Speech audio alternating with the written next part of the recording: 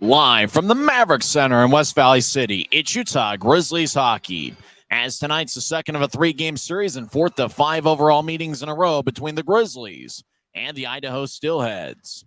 Hi, everybody. Welcome to Utah Grizzlies hockey. I'm Tyson Whiting. The Grizzlies are trying to end a 3-game losing streak to Idaho. In all 3 games, the Steelheads have scored exactly 6 goals. So Trent Miner will get the start in net for Ryan Kanaswich's crew, and we'll see what Trent's able to do tonight. He will be going up against Remy Poirier, who last Friday got an 18-save shutout against the Grizzlies.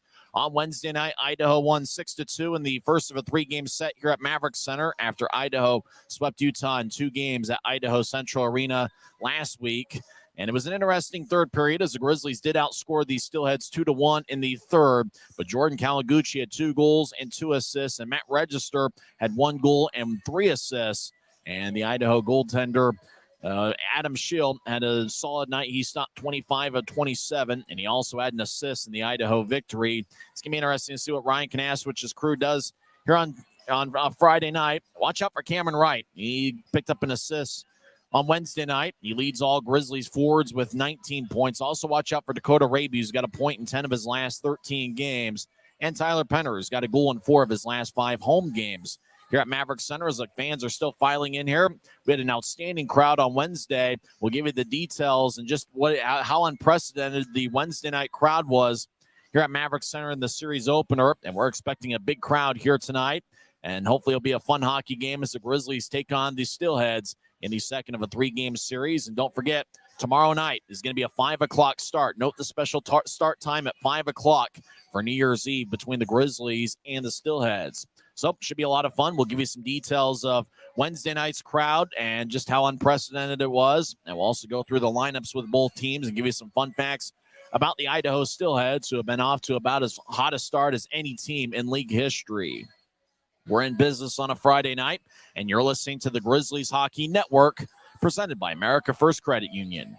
When you pay with the Nitro card at Maverik, you always save 10 cents or more on fuel every gallon, every day. And you could save a whole lot more thanks to Nitro Best Price. Pick up a Nitro card and upgrade your Adventure Club account today.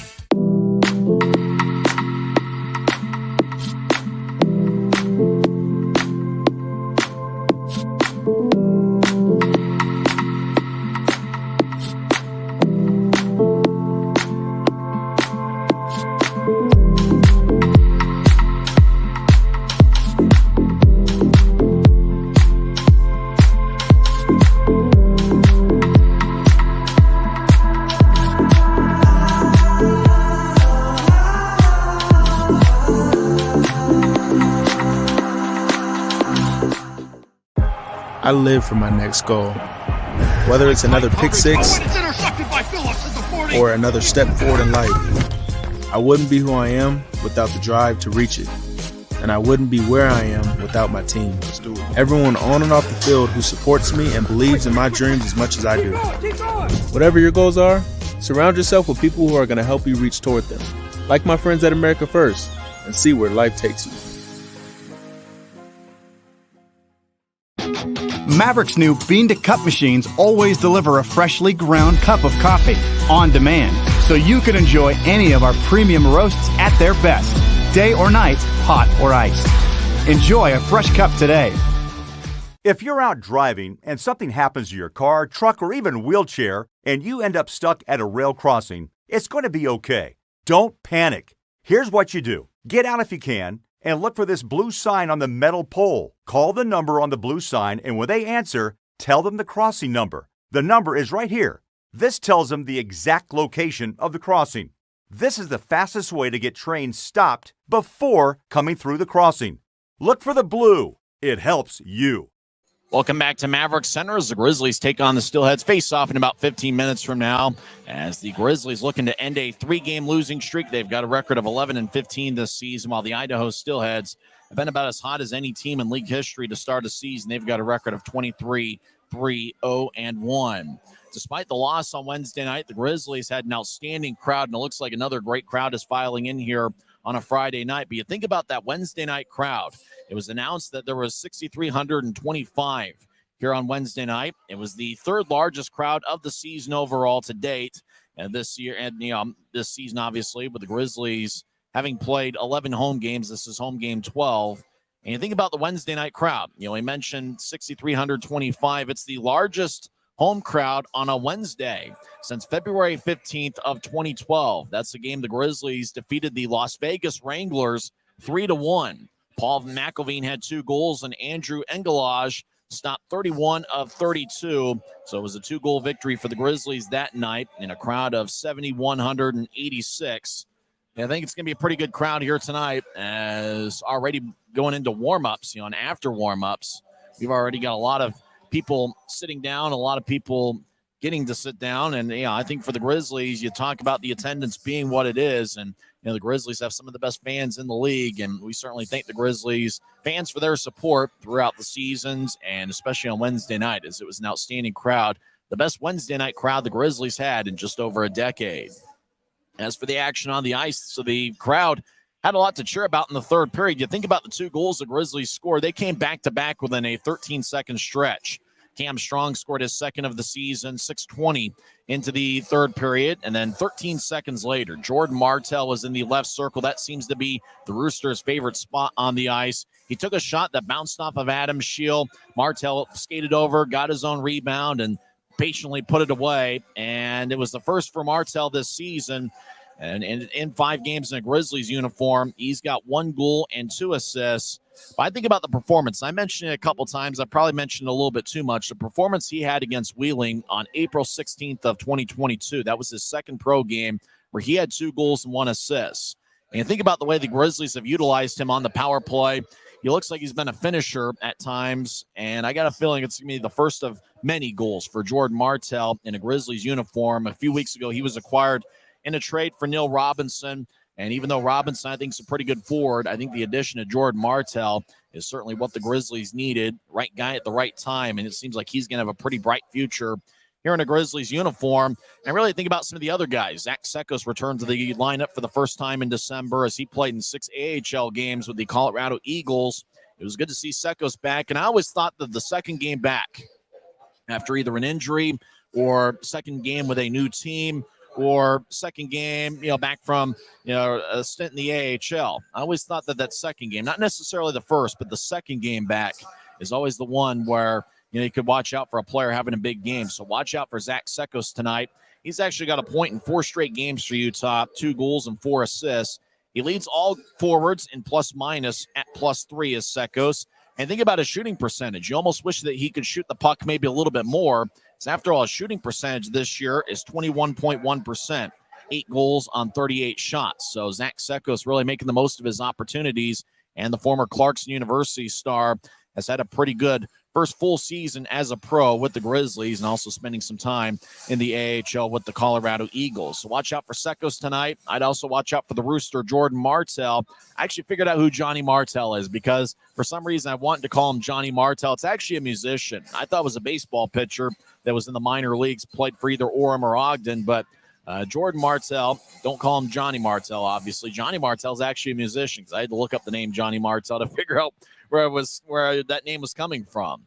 So it's interesting to see Martell and Sekos. We've been talking about Dakota Raby ever since that 12 Riviera series where he had back-to-back 2-point performances, 3 games in a row where he had 2 points. And then, Raby had an outstanding game in the first game of this 5-game set against Idaho, which was 9 days ago on December 21st, when he had 2 goals and 1 assist. And we mentioned about Tyler Penner in the first segment, with a goal in 4 of his last 5 home games. But my pick to click, and everybody make your pick to click as to who's going to be the player of the game for the Grizzlies. I'm going with Cameron Wright, who leads all rookies with 85 shots on goal. He also leads the Grizzlies in shots on goal. He leads Utah with 3 game-winning goals, and he also leads all Utah forwards in points with 19 and power play assists with 6. I think the special teams are going to be interesting tonight. Idaho was 3 for 4 on the power play on Wednesday, while Utah's power play was 0 for 6. So can the Grizzlies find a way to generate something on the power play? Well, they're going to have to do it without Andrew Nilsson, as the Grizzlies all-star representative is out tonight. He leads the club with 20 assists and 24 points this season. The other scratches for Utah include Jordan Stone, Bryson Martin, as Martin's missing his 7th straight game. Grizzlies are also without Taryn Pfizer for the 3rd straight game. He got hurt in the first game of this 5-game set against Idaho. That was in Boise on December 21st. And Johnny Walker is out for the 6th straight game. He missed both games in Boise. So it's actually just his 4th straight game that he had missed because he got hurt, I believe, the final game of that Kansas City series when Utah swept Kansas City in a 2-game set. But the Grizzlies do get back the captain, Connor McDonald. He's back in the Grizzlies lineup after missing 2 straight games, so it's good to see the captain back out there. He'll be wearing number 5. And for Idaho, their scratches, Nick Canati, Ty Pelton-Bice, Zane Franklin, and those are the 3 scratches. And you think about the Idaho Steelheads and what they've done offensively, averaging 4.5 goals per game, but it's also what they're doing defensively, only allowing 2 goals per contest. So it's going to be interesting for the Grizzlies to see what they're able to do against this Idaho Steelheads attack. And when we come back in 1 minute, we will give you the lineups for both teams. We're in business on a Friday night, and you're listening to the Grizzlies Hockey Network as the pregame show is brought to you by America First Credit Union. If you're out driving and something happens to your car, truck, or even wheelchair, and you end up stuck at a rail crossing, it's going to be okay. Don't panic. Here's what you do. Get out if you can and look for this blue sign on the metal pole. Call the number on the blue sign, and when they answer, tell them the crossing number. The number is right here. This tells them the exact location of the crossing.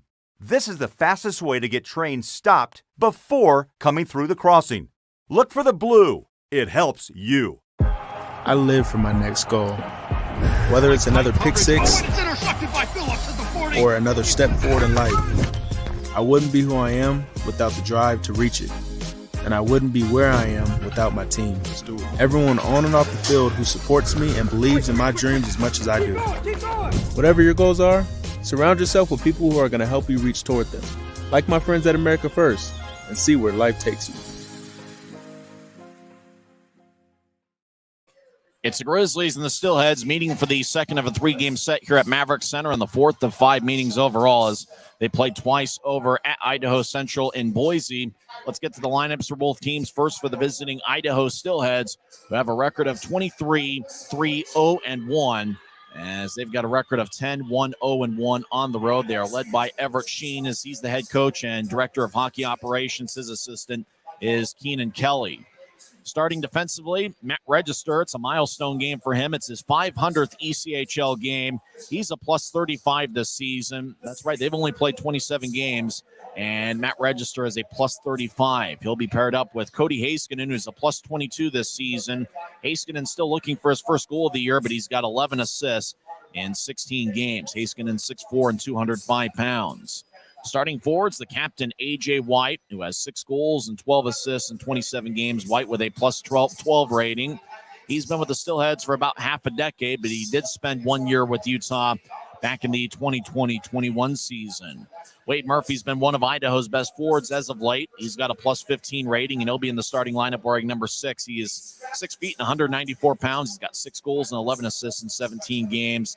And we'll also see Jordan Kawaguchi was the number 1 star on Wednesday night with 2 goals and 2 assists this season.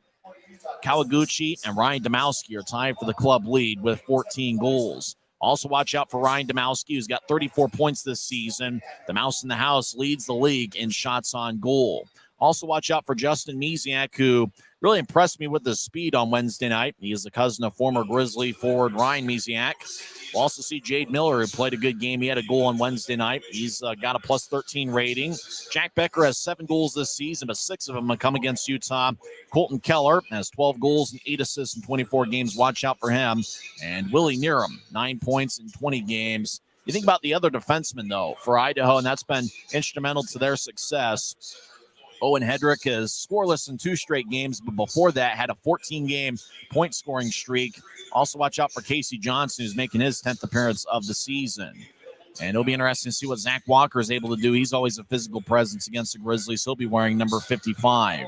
Dawson Bardo and Patrick Kudla, a couple defensemen to watch out for. Kudla's actually got 25 points this season, which is tied for the league lead amongst defensemen.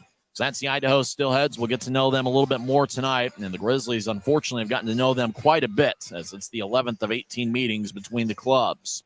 Starting lineup for the Utah Grizzlies, who have a record of 11-15 this season. They are 5-6 here in the friendly confines at Maverik Center. They are led by second-year head coach Ryan Kanasowicz.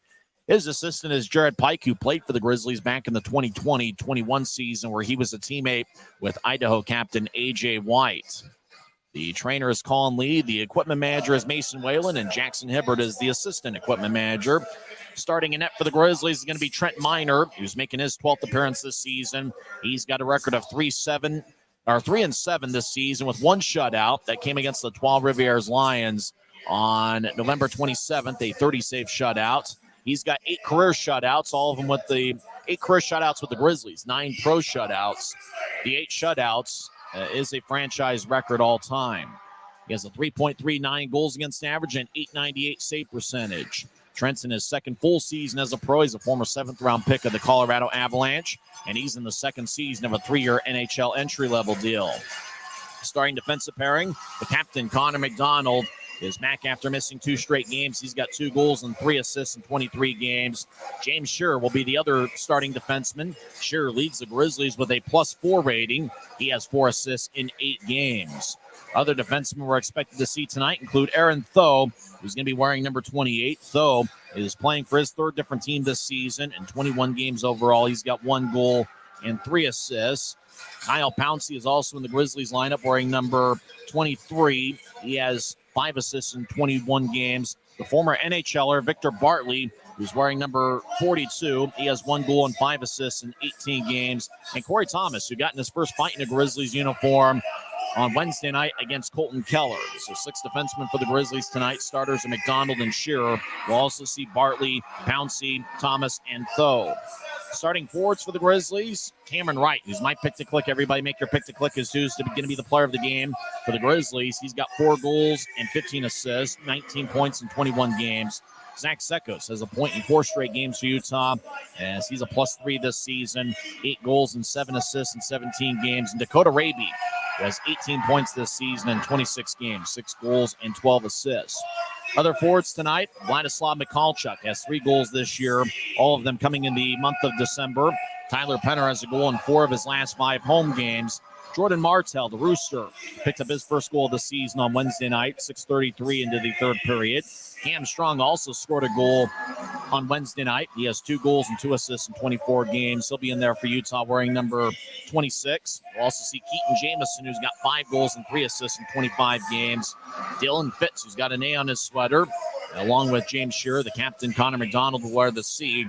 Fitz has 3 goals and 4 assists in 26 games. The other forwards are Christian Simeone, who's got 1 goal and 1 assist in 13 games. And Joey Colatarchi is going to be playing forward for the Grizzlies this evening. Utah's wearing a white jersey with black numbers and professional green trim. Idaho wearing a black jersey with white numbers and a little bit of mountains on the side of the jerseys. It's going to be a lot of fun tonight. Grizzlies and the Steelheads are back in 2 minutes for face-off. You're on the Grizzlies Hockey Network. When you pay with the Nitro card at Maverik, you always save 10 cents or more on fuel every gallon, every day. And you could save a whole lot more thanks to Nitro Best Price. Pick up a Nitro card and upgrade your Adventure Club account today.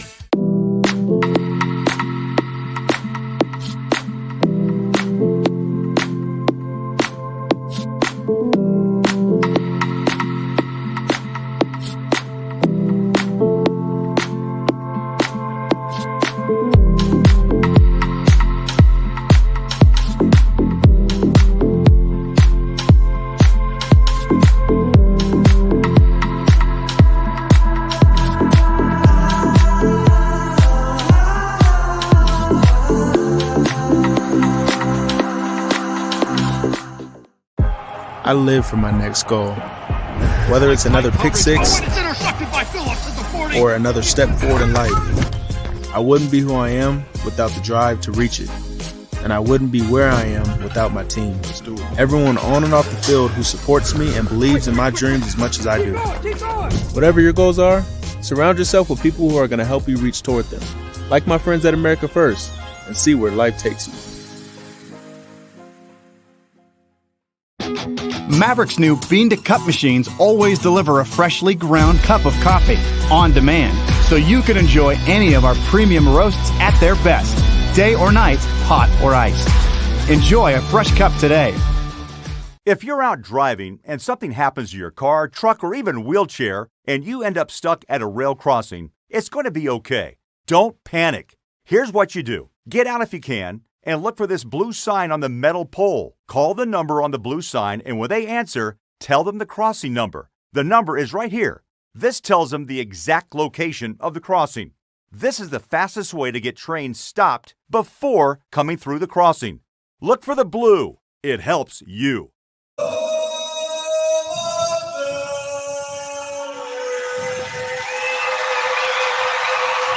It's a great night for hockey as two big standings points are on the line tonight between the Grizzlies and the Idaho Steelheads, who are meeting for the 211th all-time meeting, including many preseason games and a few postseason battles. It'll be interesting to see if the Grizzlies can end a 3-game losing streak, while Idaho has won 9 in a row, including 3 straight against Utah. The last loss that Idaho had was on December 3rd. That's when the Grizzlies defeated them 4-2 at Idaho Central Arena. Good to see Connor McDonald back in the Grizzlies lineup after missing 2 straight games. But the Grizzlies are still without some good players as Taryn Fizer is scratched for the 3rd straight game. Utah is also without Johnny Walker, Bryson Martin, Jordan Stone, and the All-Star representative, Andrew Nilsson, is also out. Starting in net for the Grizzlies is Trent Miner, who did spend a few days in the AHL with the Colorado Eagles. Miner, in 11 games this season, has a 3-7 record with 1 shutout, a 3.39 goals against average, and .898 save percentage. Starting forwards are Cameron Wright, Zach Sekos, and Dakota Raby. Starting defensive pairing is James Shearer and the captain, Connor McDonald. Starting in net for the Idaho Steelheads is Remy Poirier, who's got a record of 8-1-0-1 with 1 shutout. That came last Friday as he stopped 18 of 18 against the Grizzlies. He has a 1.98 goals against average and .932 save percentage. Making his 500th ECHL appearance is Matt Register as 1 starting defenseman, along with Cody Heiskanen. Jordan Kawaguchi is 1 starting forward. He was the number 1 star on Wednesday night with 2 goals and 2 assists. AJ White, the Steelheads captain, and Wade Murphy. Referee tonight is John Lindner. The linesmen are Tyler Keston and Craig Peterson. Grizzlies going to be skating from right to left as we see it from high top section 114 as the puck is dropped. Utah wins the draw. The Grizzlies won the face-off battle on Wednesday night. Sure feeds it across to McDonald. Now ahead to Raby, who gets hit by A.J. White and gets knocked down. Heiskanen, right wing, crosses the offensive zone, skates towards the right circle, centering pass, and it doesn't go through as White was cutting towards the net, and Wade Murphy as well. Pass to center ice connects. Zach Secco skates to the left circle, centers over to right, but the pass was behind him. McDonald races to the right point to keep it in, but Idaho pokes it away. Now Wade Murphy's got a breakaway. He'll take a righty shot, and it goes wide. Boy, Grizzlies avoided danger half a minute in. Matt Register, right side, backhand pass is blocked by Sekos. Now Register trying to get over to Kawaguchi, and he does. Kawaguchi across to Murphy. It glances off his stick and goes out to neutralize as the Steelheads will reset. Owen Hedrick is in there wearing number 7. He's got a point in 14 of his last 16 games. He'll get it across to Register, still on the ice for his first shift. Register over to Hedrick, who feeds it out to center ice for Keller, who taps it off his stick, and it flies into the Grizzlies zone as Kyle Pouncey will backhand pass it towards the near boards to Mikalchuk. Vladislav Mikalchuk crosses the center ice. He's from Belarus. And I actually met somebody from Belarus earlier today as Misiak, right wing, steps over the offensive line, trying to get over to Domowski, but Tyler Penner pushed Misiak into the corner. Now Victor Bartley gets it across to Martell. He'll throw it between the legs to Penner, and it bounces over to Hedrick, who feeds it out to neutralize. As the Steelheads skate in, Domowski, right side, throws it to the slot, taken away by Martell, as Jordan Martell will neutralize, crosses center, and he gets it poked away. Willie Nearham races to the right circle, centers it to Domowski. He'll take a lefty shot, and it's blocked by Pouncey. As Penner feeds it ahead, Grizzlies get to neutralize. Mikalchuk across between the legs of Martell. It goes to Bardo. Outlet pass to Miller. He'll skate to the right side. He'll take a lefty shot that's blocked by Jamison. Goes back to Bardo. Right side bouncing puck, and it's grabbed by Trent Miner as he gloves it on 2 hops of the ice as he makes his first save. 18:08 left here in the first period. Still no score. Everybody make your pick to click. I am going with Cameron Wright tonight, who's got 4 goals and 15 assists this season. Jack Becker will take the draw against Keaton Jamison. Jamison's had some success against Idaho in the past as the draw won by Utah in their own zone. Aaron Tho wearing number 28, and he'll nudge it ahead towards Cam Strong, who crosses center ice and dumps it in. Strong racing after. He pushes Casey Johnson behind the Idaho net. Strong gets up top for Tho, right side. He'll skate towards his left. He'll fake a shot. Now Tho feeds it to Jamison right side, just outside the circle. He takes a shot that gets blocked, and the puck goes out to neutral ice. Corey Thomas backpedals into his own zone. He'll feed it ahead to Fitz. It bounces off of him back to Thomas. Now he gets a D-to-D with an east-west pass to Tho. Now back to Thomas. Corey skates towards the near side. Now he throws a cross-ice pass off the Idaho bench boards over to Jamison, who dumps it in. Grizzlies at the end of their shift as Idaho gets the puck skating from left to right. Bardo will bounce it off the boards near the Steelheads bench. Zach Walker, number 55, gets it. He'll throw it back to Bardo. Now to center ice looking for Willie Nerum, who thought he got a piece of it, but he didn't, as icing is on the Steelheads as it goes all the way down past the Utah goal line. 17-16 left in the first. Utah will have an offensive zone draw as the fans are still filed in here.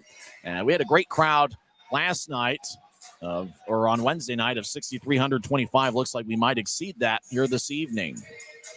Sekos take the draw with Raby to his left and Wright to his right.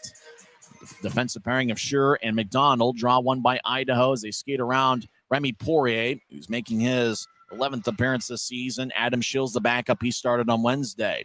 Zach Walker will nudge it off the near glass. It goes past Misiak onto Spanenbergs, but between the legs pass to Misiak. Right circle. Misiak gets pushed in the corner by Shearer, the former Brandon Wheat Kings captain. As Spanenberg's in the area, he gets stripped up by Shearer, no call. As McDonald in the area, Shearer feeds it towards McDonald. It glances off a stick. Now McDonald behind the Utah net gets it, and he'll throw it to Raby, who throws it towards the middle for Sekos. Sekos with the right wing pass to Wright, who enters the zone 2-on-3. Wright gets taken down by two Steelheads. No call as Idaho back in their own zone with the puck as Wade Murphy gets over to Heiskanen. Murphy falls down in his zone along the end wall. As Raby in the offensive zone overskates the puck. Matt Register battles with them. Now Wright in the offensive zone will skate towards the right point. He looked to get it over towards Pouncey. Got taken away, and it goes to center ice. Pouncey regathers the puck, and he'll bounce it off the stanchion. And it goes towards Poirier, who has to make a save. As Heiskanen gets over to Wade Murphy. As the Steelheads go D-to-D to Register. Now back off the end boards towards Heiskanen. As Heiskanen throws it ahead to A.J. White, who crosses neutral ice. Right wing pass to Murphy. He'll lift it over the head of Victor Bartley, but it goes out of play into section 115 and bounces over into the front row of section 116. Draw's going to come back to neutral ice. We're exactly 4 minutes into the game. Utah's taken one shot. Idaho's yet to take one, as the one shot that bounced off the ice on two hops that Trent Miner gloved was not considered a shot on goal because Miner was out of his crease, and the puck would have just trickled towards the end wall had he not made the stop. Jamison will take the draw against A.J. White in Grizzlies territory on the near side. And the draw won by Utah's Kyle Pouncey gets over to Bartley. Victor with an outlet pass to Jamison. Keaton will throw it off the far wing boards at neutral ice, looking for Fitz. The pass was wide of the mark. Now the action in the Steelhead zone is Cam Strong. Will skate around the Idaho net, but he gets it poked away by Kudla. Now Owen Hedrick, wearing number 7, gets it. He'll feed it to Murphy on the near side. Murphy crosses center ice, and he'll dump it in. Murphy got hit by Fitz, and the crowd likes that as it's towards Pouncey as he's in the Utah corner. Now to Strong, trying to get back to Pouncey. Turnover as Wade Murphy skates towards the left circle and then gets it to Kudla. I look to center it to White, and the Grizzlies got a stick in the way as the puck flies towards neutral ice. Hedrick gets the puck. Grizzlies make a line change. We're about 5 minutes in. Still no score. No shots by Idaho yet. Utah's taken one as Kudla gets to neutral ice. He feeds a blue line to blue line pass. It's taken away by Penner. Now Penner gets the puck. He skates towards the left circle. He takes a shot. Saved by Poirier in the butterfly position as Michalchuk trying to get over to Martel, and he does. Martel with a shot. A save by Poirier. Boy, Martel looked like he didn't have any room to get a shot off as there was a stick nearby. I don't know how, but he just kind of overpowered it and got the puck towards Poirier. But the Idaho goaltender with quick reflexes was able to make the stop. So Utah with the first 3 shots tonight. 14:57 left in the first. Still no score. Make sure to go to the Grizzlies team store if you come to Grizzlies games. They're open 1 hour before face-off. You can get hats, T-shirts, souvenirs. I got myself a really nice-looking sweater a couple months ago from there. Go to the Grizzlies team store and get everything that you want. All things Utah Grizzlies. They got a lot of good stuff here this season. As the draw won by the Grizzlies in the offensive zone, Shearer across to McDonald. Righty shot, and it glances off a stick and goes out of play. And the faceoff's going to stay in the Steelhead zone. And it's great to see Connor McDonald back. Second year with the Grizzlies. He was a key piece to the Grizzlies Mountain Division Championship last season. And think about the captain, 6'1", 181 pounds, an Ohio native. Played his college hockey at Bowling Green State. He was a teammate of Cameron Wrights for 2 seasons there. And they were also teammates of the backup goaltender tonight, Eric Dopp, as the Grizzlies win the draw. Sure will feed it towards the near side as two guys battle. McCallchuck skates towards the far corner. He'll feeds it up top to McDonald. Back towards McCallchuck. We'll get it to Penner on the near side behind the net. Penner goes down, no call. It goes back to Colton Keller. He throws it to center ice where it's taken by Martell. The Rooster gets it over to McDonald. Connor back in his own zone in the far circle. Surveys. Now he feeds it to the opposite circle for Shearer. Now back to McDonald. Connor starts skating north-south. They'll throw a pass to neutral ice. It's picked off by Willie Nerum. Nerum gets around Raby, crosses center ice and dumps it in. Miner behind his net will feed it towards the near wall. Nerum battles the puck along the boards with McDonald. Nerum gets it taken away by Raby. Dakota will feed it to the right side for McCallchuck, who gains center ice. He gets it poked away by Register. Now McCallchuck dumps into the offensive zone for Register, is playing his 500th ECHL game. Now to Haskinen on the right side. He'll cross center ice, and he'll throw it around the boards. As Cameron Wright gets hit by Miller, puck goes back to neutral ice where Register gathers it. He'll throw a backhand pass that goes over the stick of Jack Becker to neutral ice. Now Nerum will skate into the right side. He gets it poked away by Tho towards the near boards. As Sekos feeds it over to Cameron Wright. Cameron crosses center ice, gets around Haskinen. Wright's got the puck in the near corner. Wright will skate around the net. He's now to the right side. I lost the puck as he was thinking about a centering pass to Raby out in front. Now Haskinen in the near corner. We'll get it ahead to Becker. Becker collides with Corey Thomas. Now Jamison left wing shot gets blocked by Becker. Now to the right side. Raby around the net. I tried to feed it out in front. Register stick got in the way. Right over to Jamison. Now up top to the right side for Aaron Tho. He will skate towards his left. He'll take a lefty shot that goes wide as he tried to go low on Poirier. Now back towards Becker. He gets hit by Wright. The puck goes to center ice. Nerum chases after it. He'll throw it off his stick to Aaron Tho for Utah. Now Keaton Jamison re-enters to the left side. Makes a nice move on Haskinen. Jamison gets hit in the left circle and gets divorced from the puck. As Idaho lifts it high into the air, Bartley at center ice gets ahead to Jamison, who enters the zone again. Near side, Jamison throws up top to Bartley, back towards the corner. As Cam Strong over skates the puck behind the net. Now Fitz will get it to the right side for Pouncey. Now Bartley, left side shot, and it's blocked by Zach Walker and flies out of play off the protective netting as there's 12:31 left in the first.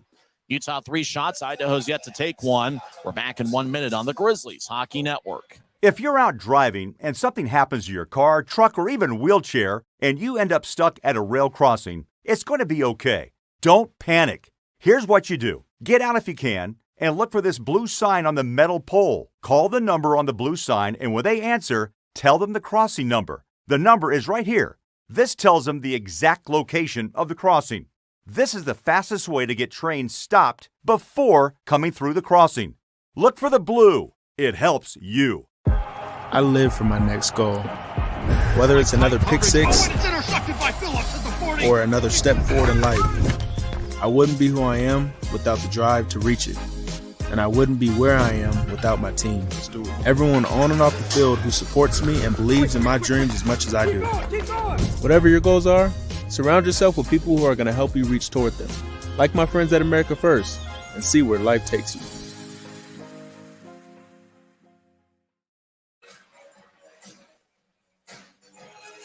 .12:31 left in the first period. No score. Grizzlies 3 shots. Idaho's yet to take one. Back the shots by Utah. Pouncey, Penner, and Martell each have 1 shot. We haven't had a single penalty so far. Jamison will take the draw in the left circle. He's been active here in the first segment of play. As Svanenbergs will take the draw for Idaho. Fans singing and dancing to the YMCA, a song that just lives on in sports arenas throughout the country. As the draw squirts towards the right circle, Pouncey with a shot that deflects off the stick, and the stick broke. It was Spanenbergs who skates towards the bench, and he gets a stick from the Beast. As Walker skates to the near side, now he crosses center ice. He'll nudge it ahead to Spanenbergs. He's in the right circle, take a righty shot. Saved by Miner. Rebound out in front as Kawaguchi tried to kick it ahead, and it's poked away by Jamison. Now Spanenbergs trying to get it to Hedrick, but it exits to neutral ice. Hedrick will feed it ahead off the stick of Kawaguchi. It bounces towards Bartley onto Pouncey. Now to Fitz, who handled the hot pass, and he'll lift it in the air as it bounces to the left corner, taken by Penner. Penner around the net with Hedrick. Hedrick knocks down Penner, and a call is being made as Idaho touches up the puck as Tyler Penner was skating towards the far corner and got tripped up by Owen Hedrick. And so the Grizzlies will be on the power play for the first time tonight as Owen Hedrick is in the Rogers and Russell Legal Solutions holding cell. Have you or someone you know been charged with a DUI? Rogers and Russell is Utah's DUI defense firm. Consequences for driving under the influence are serious, and you need great attorneys on your first line. Look for a letter in the mail from Rogers and Russell inviting you to schedule a free consultation. Don't throw away or disregard this letter. Call and get Utah's best DUI defense team, Rogers and Russell. Utah was 0 for 6 on the power play on Wednesday night. For the season, the Grizzlies are 19.4%. Idaho's penalty kills 88.7% this year. Utah wins the faceoff right over to Bartley, high slot now to the right side for Wright. Now Raby backhand shot, and the puck ends up squirting towards Poirier, who covers up as Raby took a shot about 15 feet between himself and the goaltender. Backhand shot, and it just kind of trickled towards Poirier, who was able to make the save. Tripping's the call as Hedrick is in the penalty box. Time of penalty, 8:12 in. Draw's going to be in the right circle. 8 seconds into the Grizzlies' first power play. Utah's taken 5 shots. Idaho's taken 1. As the draw won by Utah, as Martell gets it to Bartley. High slot. Bartley skates towards his left. Now gets it to right. Right, tried to get it back to Bartley. It kicks off a Steelhead back to right. Now Martell gets it in the left side. He'll try to feed it across to right. It glanced off a stick, and Wright gloves it and drops it, and now gives it to Bartley. Bartley back to right in the right side, takes a righty shot, and it's blocked by Register. A.J. White will carry the puck out of the zone, and he'll lightly tap it towards Trent Miner. As it trickles along the near wall, Idaho makes a line change. About 40 seconds into the Grizzlies' first power play of the game, Victor Bartley skates down the middle. Now he gets over to Raby. Dakota crosses center ice. Now he gains the line with some momentum. He'll feed it towards the near boards for Martell. He gets it back to Raby. Now up top for Bartley. Victor skates towards his right. Now he dishes off to right. Cameron gets it back to Bartley. Bartley will take a shot on it. Glanced off the skate of Jack Becker and flies out of play with 10:50 left in the first period. 1:02 left in the Grizzlies' power play as Utah makes a line change. Michalchuk, Dylan Fitz, and Aaron Tho talk it over. James Shearer having a conversation with Cam Strong. That's the 5-man unit for the Grizzlies. Fitz will take the draw as he stares down Patrick Kudla, or make that Jack Becker taking the draw. He went it. Tho with a shot, and it bounces off of Poirier's glove. Steelheads will throw it towards the far corner. Now they try to clear it out. Shearer keeps it in the right point. Shearer over to Fitz. Now he gets to Strong along the far goal line. Now up top to Shearer. Across to Tho. Tho will skate towards his right, back to Shearer. He'll take a shot. It goes wide. And on the one-timer, it glides along the near wing boards and all the way out towards Trent Miner. Tho will skate towards the right corner to get it as it's in the restricted area where Trent Miner can't play the puck. Shearer will take it instead of Tho. Now Shearer skates down the middle. Will throw a right wing pass to Michalchuk. He gains the line, overskates the puck. Now it goes back to Shearer. He'll get it to Fitz right side. Fitz along the goal line. Feeds up top for Tho. Tho will skate towards his right now. Nudge to Michalchuk in the left circle. Those guys were teammates with Wheeling 2 years ago. Now back to Tho near goal line. Back to Michalchuk. He'll take a shot. And he scores! It's a power play goal for Utah with 9:57 left in the first. I believe it was Michalchuk getting his 4th of the year. Cam Strong was in the area. There was a stick in the way. It might have gotten redirected. Skating to the bench first is Cam Strong, as the fans have something to cheer about here halfway through the first. Cam Strong believed he had scored as Michalchuk took the shot from the right side on a pass from Tho. It bounced off of Poirier, and it looks like the puck bounced off of Poirier, ended up in the crease, and then Cam Strong just nudged it in. So Strong gets his 3rd of the year. Michalchuk's going to get an assist, and I believe maybe Aaron Tho will get an assist as well. So the Grizzlies' power play gets one here in the first as the draw goes back to Trent Miner between the Grizzlies defensemen. Outlet pass to Raby. Now Martell, make that Penner will dump it in. Penner gets the puck deep in the Steelhead zone, over towards right, and the puck lifts high into the air off right stick and gloved by Poirier over his head. As Michalchuk's going to get an assist. It's actually his first assist of the season in this game, 21. As the time of goal, 10:03 into the first period.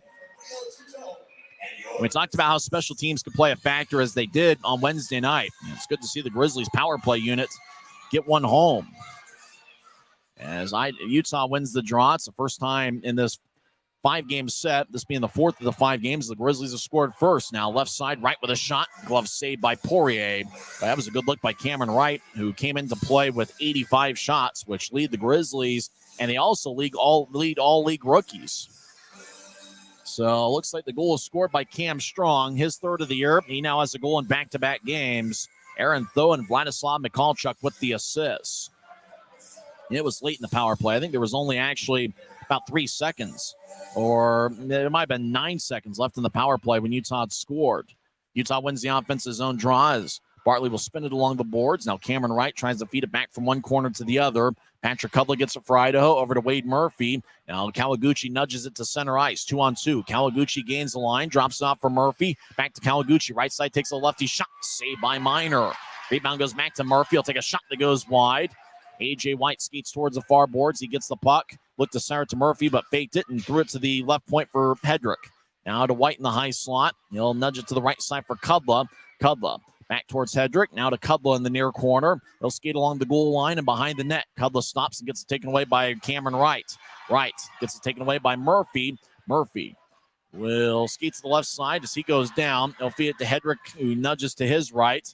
Pass to the left circle. Glance off a stick. Raby has it. And Dakota will lift it over the high in the air as it's gloved by Hedrick around the center ice. Hedrick gets poked away by Martell. Wright gathers it, and he'll bounce it off the far boards. The Rooster over to the right corner, skates around Jack Becker, avoids it. Oh, get checked by pretty good by Kudla, or on the near corner. Jack Becker crosses center ice, 3-on-4. He'll dump it in. Shearer and Miller collide along the end boards. Martell in the area, so is Mikalchuk, who delivers a hit. Now it's taken back by Shearer. He'll feed ahead towards Mikalchuk. It's taken away by Niram. Shot and saved by Minor in the butterfly position. Rebound goes out to Shearer. He'll throw it to center ice, gathered by Idaho. Now Shearer bouncing off of Becker, who feeds it to Jade Miller. He'll skate to the right circle, centering pass, shot, and it goes wide and out of play as Jade Miller skated to the right circle and found a cutting Willie Niram towards the net. And the centering pass did connect, and it bounced off of Niram's stick and flew out of play with 7:55 left in the first. It's interesting to see the shot count. Utah already up to 9 shots, while Idaho's just taken 3. Especially when you consider that Idaho, on average, has outshot their opponents by about 8 or 9 per game. Idaho wins the draw. They tried to throw it to Bardo up top, and it goes past him all the way into the Steelhead zone. Bardo with an NHL entry-level deal will throw it to center ice for Becker. Thomas battling. Now Simeone will dump it in. Goes back over towards Bardo. He'll get it across to Casey Johnson, wearing number 13. Now back to Bardo, who faked it to his right, throws it to Johnson. It glances off of his stick and goes deep into the Grizzlies zone. Though behind the goal line, gets it across to Thomas. Corey skates along the near boards, and he feeds it to his right for Jamison. Back towards Thomas, who will throw a backhand pass off the boards near Utah's bench. Crossing center ice is Tho, dumps it in. Bardo will swing it along the near boards. Colton Keller will dump it in. Keller chasing along with Victor Bartley. Pouncey gets there first. Keller hits Pouncey as Idaho gets up top for Heiskanen. Now Domowski will throw it cross ice off the far boards. Justin Mesiat battles with Keaton Jamison. Now Cameron Wright will throw it past Domowski off of register and out of play with an even 7 minutes left in the first period.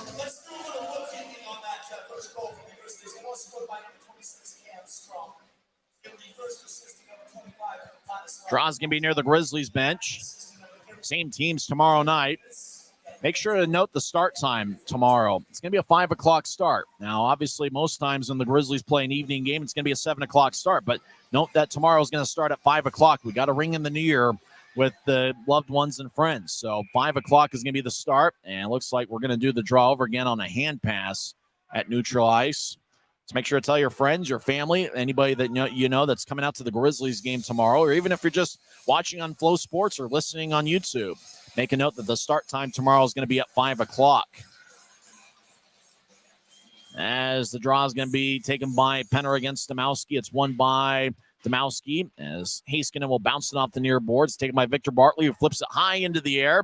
Almost hits the video board, but doesn't. Cameron Wright gathers it at center ice and dumps it in. Puck glides along the near boards as Poirier will bounce it off the near corner.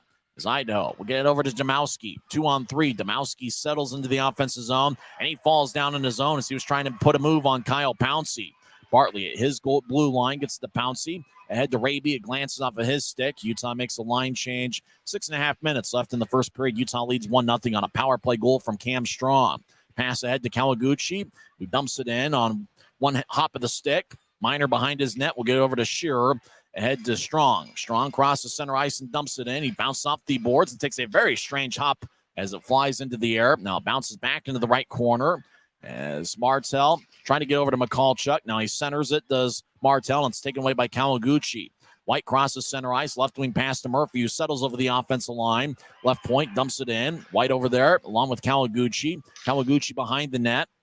Throws to the right circle. Shot! Saved by Minor. Boy, Hedrick had a good one-time attempt from the right circle on a pass from Kawaguchi, but Trent Minor was able to gather it and hold on without a rebound with 5:48 left in the first period. Cam Strong with a power play goal halfway through the first as Utah leads 1-0. We're back in 1 minute on the Grizzlies Hockey Network. If you're out driving and something happens to your car, truck, or even wheelchair, and you end up stuck at a rail crossing, it's going to be okay. Don't panic. Here's what you do. Get out if you can and look for this blue sign on the metal pole. Call the number on the blue sign, and when they answer, tell them the crossing number. The number is right here. This tells them the exact location of the crossing.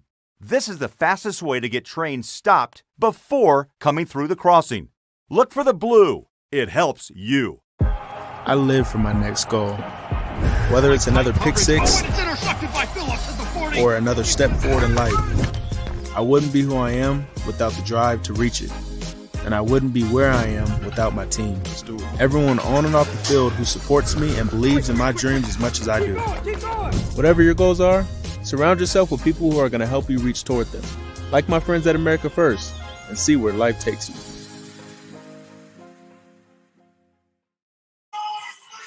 Utah leads 1-0 as Cam Strong got his third of the season. He has a goal in back-to-back games, 5:48 into the first.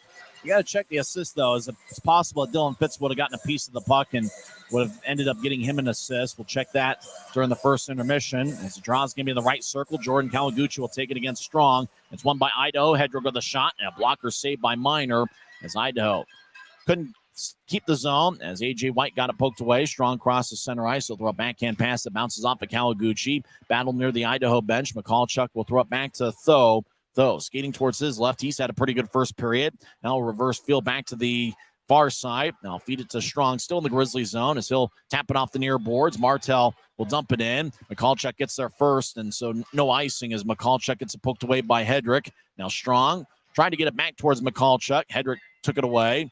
Out to neutral ice. Martell got poked by Murphy. Murphy thinks he got hit up high, and that's going to be a penalty. High sticking is going to be the call as the referee's going to check Wade Murphy's face to see if there's blood. As John Lindner looks into the eyes of, oh no, I think it might be 4 minutes. Yeah, their blood was drawn by Murphy, so 4 minutes are going to go on the clock. Double minor for high sticking, as I think all Michalchuk was trying to do is nudge it towards the Steelhead zone. Aaron Tho is going to be the one going to the Rogers and Russell Legal Solutions holding cell. 5:08 is left in the first period. Utah leads 1-0, but it's a 4-minute penalty for Aaron Tho. As, Tho was just trying to nudge the puck ahead. It looked like on the follow-through, Wade Murphy just kind of skated into his stick. Murphy ended up going down and apparently drew blood. So 4 minutes, double minor for high sticking. Idaho wins the face-off. They throw it to Hedrick. Hedrick tried to lift it from the right point. It goes out of play. As the draw is going to stay in the Grizzlies zone, it's going to be on the near circle. Idaho this season is 27.1% on the power play.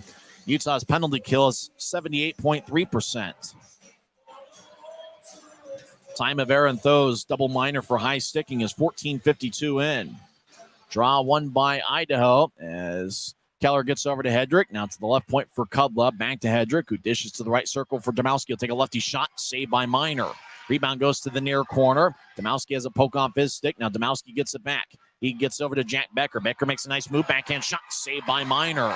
Keller throws up top to Kudla, but it goes past Kudla deep into the Steelhead zone. Grizzlies will make a line change. 3:30 left in the double minor for high sticking, so Idaho's going to be on the power play for a little bit. As Kudla back in his own zone. Idaho skating from left to right as we see it from high top section 114. Kudla gets to center ice. He'll throw it back to Keller. Now Domowski with a left wing pass to Becker. Becker steps over the blue line out to Domowski. He'll take a lefty shot, saved by Minor. Rebound goes to Utah. Cam Strong fanned on clearing it out. Hedrick throws Domowski in the left side. He skates towards a circle now across to Kudla. Kudla back to Hedrick. One-timer. Kick saved by Minor. Rebound goes out to the far side. Colton Keller will skate towards his right. Now Keller in the right point gets to Hedrick. One-timer, and he scores. Owen Hedrick with a one-timer from the high slot with the blue line just feet behind him. And it went stick side on Trent Miner over his shoulder as Hedrick in the first half of the double minor for high sticking has scored. Now Idaho is still going to be on the power play for the next 2 minutes as the double minor just counts essentially as 2 minor penalties. And so because Idaho scored in the first half of that, they will stay on the power play, but they reset the clock to 2 minutes as there's 4:01 left in the first period. We're tied at 1 as both teams have a power play goal here in the first period. Draw one by Idaho. Matt Register will back it out into his own zone. Register is joined us late playing his 500th ECHL game. He's a potential future league Hall of Famer. Kawaguchi over to Wade Murphy, who gains center ice, right wing. Murphy dumps it in. Shearer along the far corner, gets it ahead to Fitz. Fitz will carry it out himself. Fitz crosses center ice and will dump it in as Idaho did a good job getting back. There are 2 guys up top. Now behind the net, Fitz will skate towards the far corner with the puck. Now throw it to center ice for Shearer. James will back pedal into his own zone. Now Shearer stops and he'll throw it all the way out towards Poirier. Poirier gloves it and he'll drop it behind his net to Register, who feeds it to center ice for Neerum. Now back to Kawaguchi, who gains center ice. Kawaguchi steps over the blue line and gets to A.J. White, who skates towards the left circle. Now to Murphy's wide open. He'll take a shot. Saved by Miner. Rebound goes out to the far side as Kawaguchi gets to Cudla. Now across to Murphy. Now back to Register, who gets over to Kawaguchi. Left side shot, and it goes wide. Puck glides along the near boards. It glances off of Murphy's stick, and Register kept it in. Register back over to Murphy, who's been hot lately. Over to Kawaguchi, who gets to White down the middle. He'll take a shot that goes wide and deflects off the protective netting. 45 seconds left in the Idaho power play as Aaron Tho serving the second half of the double minor for high sticking. Both teams will make a line change. 2:46 is left in the first period. Idaho's up to 9 shots, with quite a few of those coming in the power play. And Utah still at 9 shots. So 11 shots for Idaho, 9 for Utah. As the draw on the far circle, Penner will take it for Utah against Tomowski. It's won by Utah as McDonald, the Grizzlies captain, will bounce it off the near boards. Now Hedrick throws it to the corner, but McDonald picks it off, and he'll bounce it off to Hedrick. Now Cam Strong will lift it over the head of Owen Hedrick. And out of the zone is Patrick Cudla deep in the Steelhead zone. Will skate around Poirier's net. Now Cudla gains center ice with the long strides. He'll enter the zone. Cudla centers it to Hedrick. He fakes a shot. Now he'll take a shot and he scores. That's the second power play goal for Owen Hedrick, who was down the middle, faked a shot, skated towards Miner, got Trent off balance, and then lifted the puck over his shoulder and into the back of the net.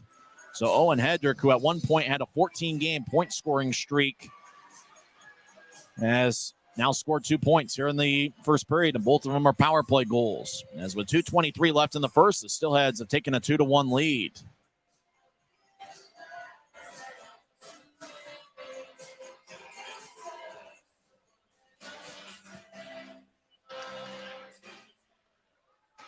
Draw one by the Grizzlies as we're back to 5-on-5 skating. Idaho's outshot Utah 12-9. As the Grizzlies gain center ice, Simeone dumps it in. As Poirier behind his net, trying to get over towards Johnson. Svanenberg gets pushed in the back by Simeone. As Misiak battles with Jamison in the corner of the Steelhead zone. Idaho gets this. Casey Johnson skates around his net. Johnson still with the puck, will lift it in the air. It goes over the head of Svanenberg as James Shearer nudges towards Simeone, but Misiak cut in front of him. Misiak's got good speed, the Michigan Tech product. First full season as a pro. Dylan Fitz collides with Casey Johnson. Both guys wear number 13 as Idaho crosses center ice. Svanenberg will dump it in as Thomas over towards the left point. Johnson couldn't keep it in, and it got redirected. So no icing. Grizzlies make a line change.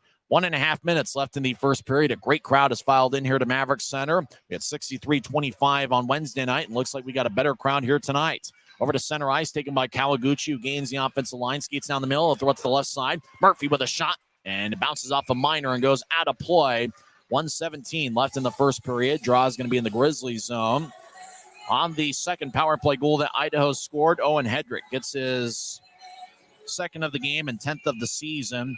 Patrick Cudla with the assist. That's his 21st assist of the season, which I think now leads all league defensemen. It's kind of interesting to see that only one Steelhead made the All-Star team just with the format that they've got for the All-Star festivities, and it's goaltender Jake Kupski, who's currently in the AHL. as Register over to the high slot, takes a shot that's blocked, might have hit his teammate Murphy. Now Raby feeds it to the near side for Wright. Cameron will try to drop it off for Penner, and it goes to the left point as Pouncey dumps it in. Now Heiskanen around the net, bounces off of Penner. Heiskanen still with the puck as he'll throw it ahead, but it didn't exit the zone as it stayed along the near boards. Now Cudler will bounce it off the near glass. White gets it, and the Steelheads captain gains the offensive line and throws it to the corner. White towards the end of his shift as it's taken by Pouncey. White skates towards his bench.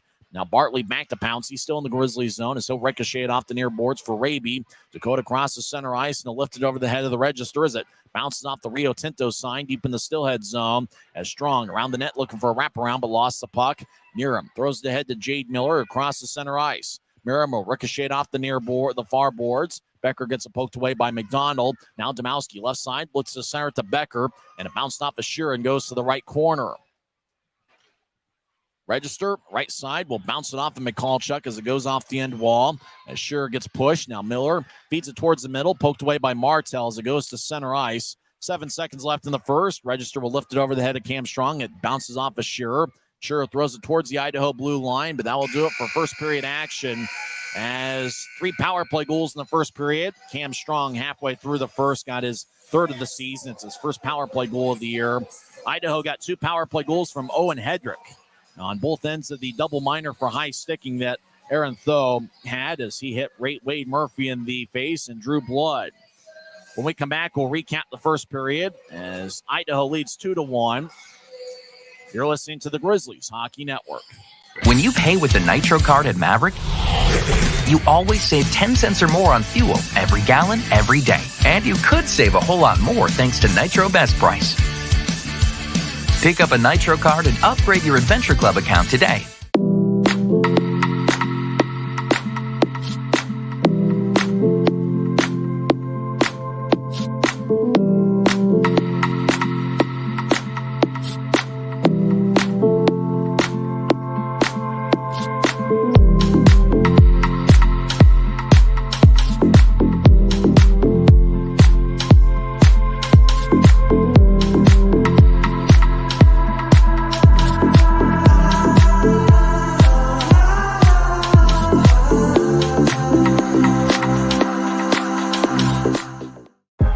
I live for my next goal.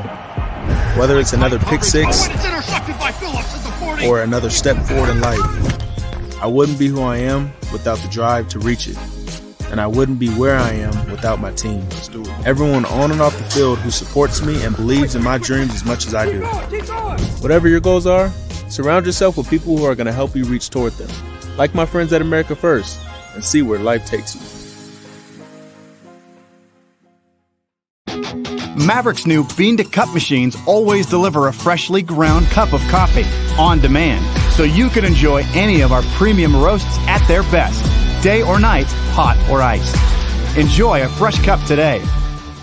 If you're out driving and something happens to your car, truck, or even wheelchair, and you end up stuck at a rail crossing, it's going to be okay. Don't panic. Here's what you do. Get out if you can, and look for this blue sign on the metal pole. Call the number on the blue sign, and when they answer, tell them the crossing number. The number is right here. This tells them the exact location of the crossing. This is the fastest way to get trains stopped before coming through the crossing. Look for the blue. It helps you. First intermission here at Maverik Center. Idaho leads 2-1, and special teams played a big factor for both teams as Utah got a power play goal from Cam Strong. Time of that goal is 10:03 in. Dylan Fitz and Vladislav Mikalchuk with the assist. Originally, it was Aaron Tho that picked up the assist, but they changed it to Fitz. And for Dylan, it is his 5th assist of the season. For Mikalchuk, it's actually his first assist, and this is his 21st game of the season. He did start the season with Adirondack and joined the Grizzlies about 10 games ago. And for Cam Strong, he's starting to get going as he's now got a goal in back-to-back games. All 3 of his goals have come here at Maverik Center. Time of that goal is 10:03 in. Then Idaho got on the power play as Aaron Tho got a high-sticking double minor as it drew blood on Wade Murphy. So a 4-minute penalty. Idaho scored on both ends of the double minor as Owen Hedrick scored his first of 2 goals.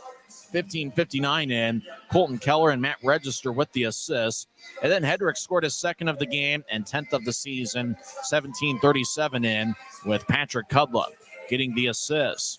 So Idaho is 2 for 2 on the power play. Utah is 1 for 1. As Owen Hedrick got the tripping minor, 8:12 in.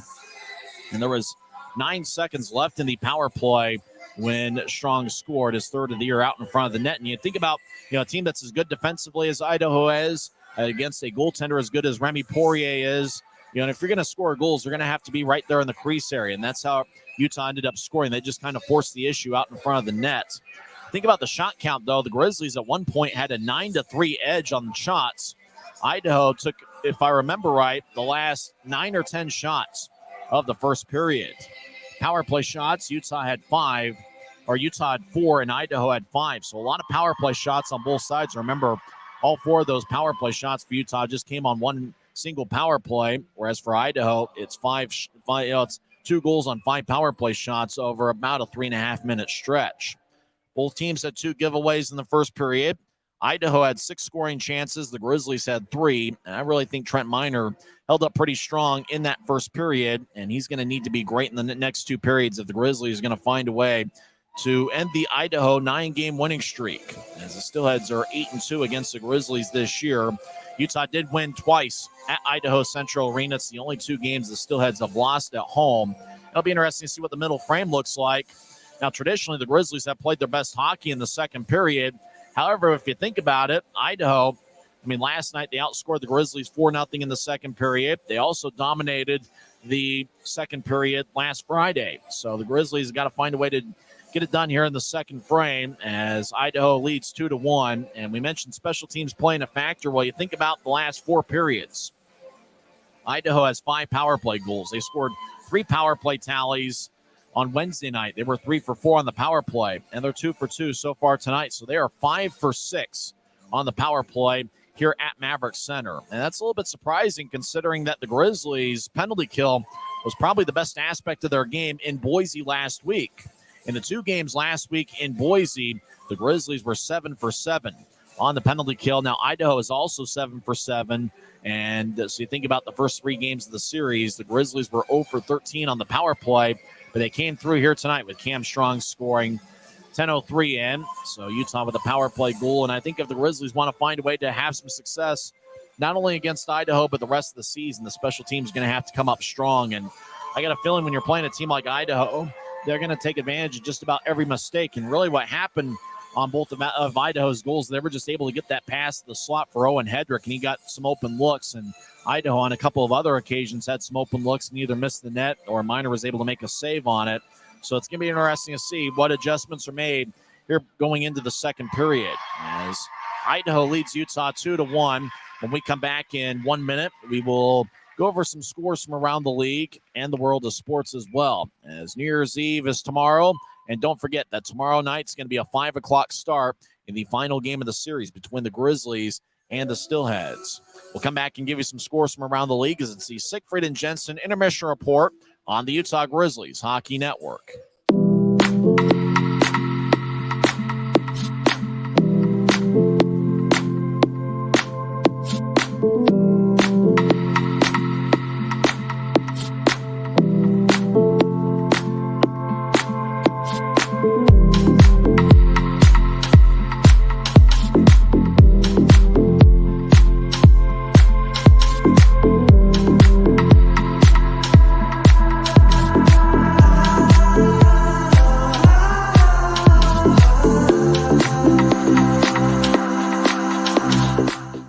If you're out driving and something happens to your car, truck, or even wheelchair, and you end up stuck at a rail crossing, it's going to be okay. Don't panic. Here's what you do. Get out if you can and look for this blue sign on the metal pole. Call the number on the blue sign, and when they answer, tell them the crossing number. The number is right here. This tells them the exact location of the crossing. This is the fastest way to get trains stopped before coming through the crossing. Look for the blue. It helps you. I live for my next goal. Whether it's another pick six or another step forward in life, I wouldn't be who I am without the drive to reach it. And I wouldn't be where I am without my team. Let's do it. everyone on and off the field who supports me and believes in my dreams as much as I do. Whatever your goals are, surround yourself with people who are going to help you reach toward them, like my friends at America First, and see where life takes you.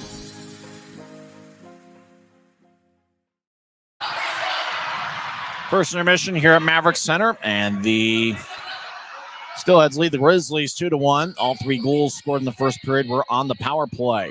A busy night in the league. It's Tommy Daniels' bobblehead night as he is broadcasting his 1,000th game with the Allen Americans. And so far, it's been a pretty good one as Allen leads Wichita 4-1. That game in the second period. Wichita is in second place in the Mountain Division.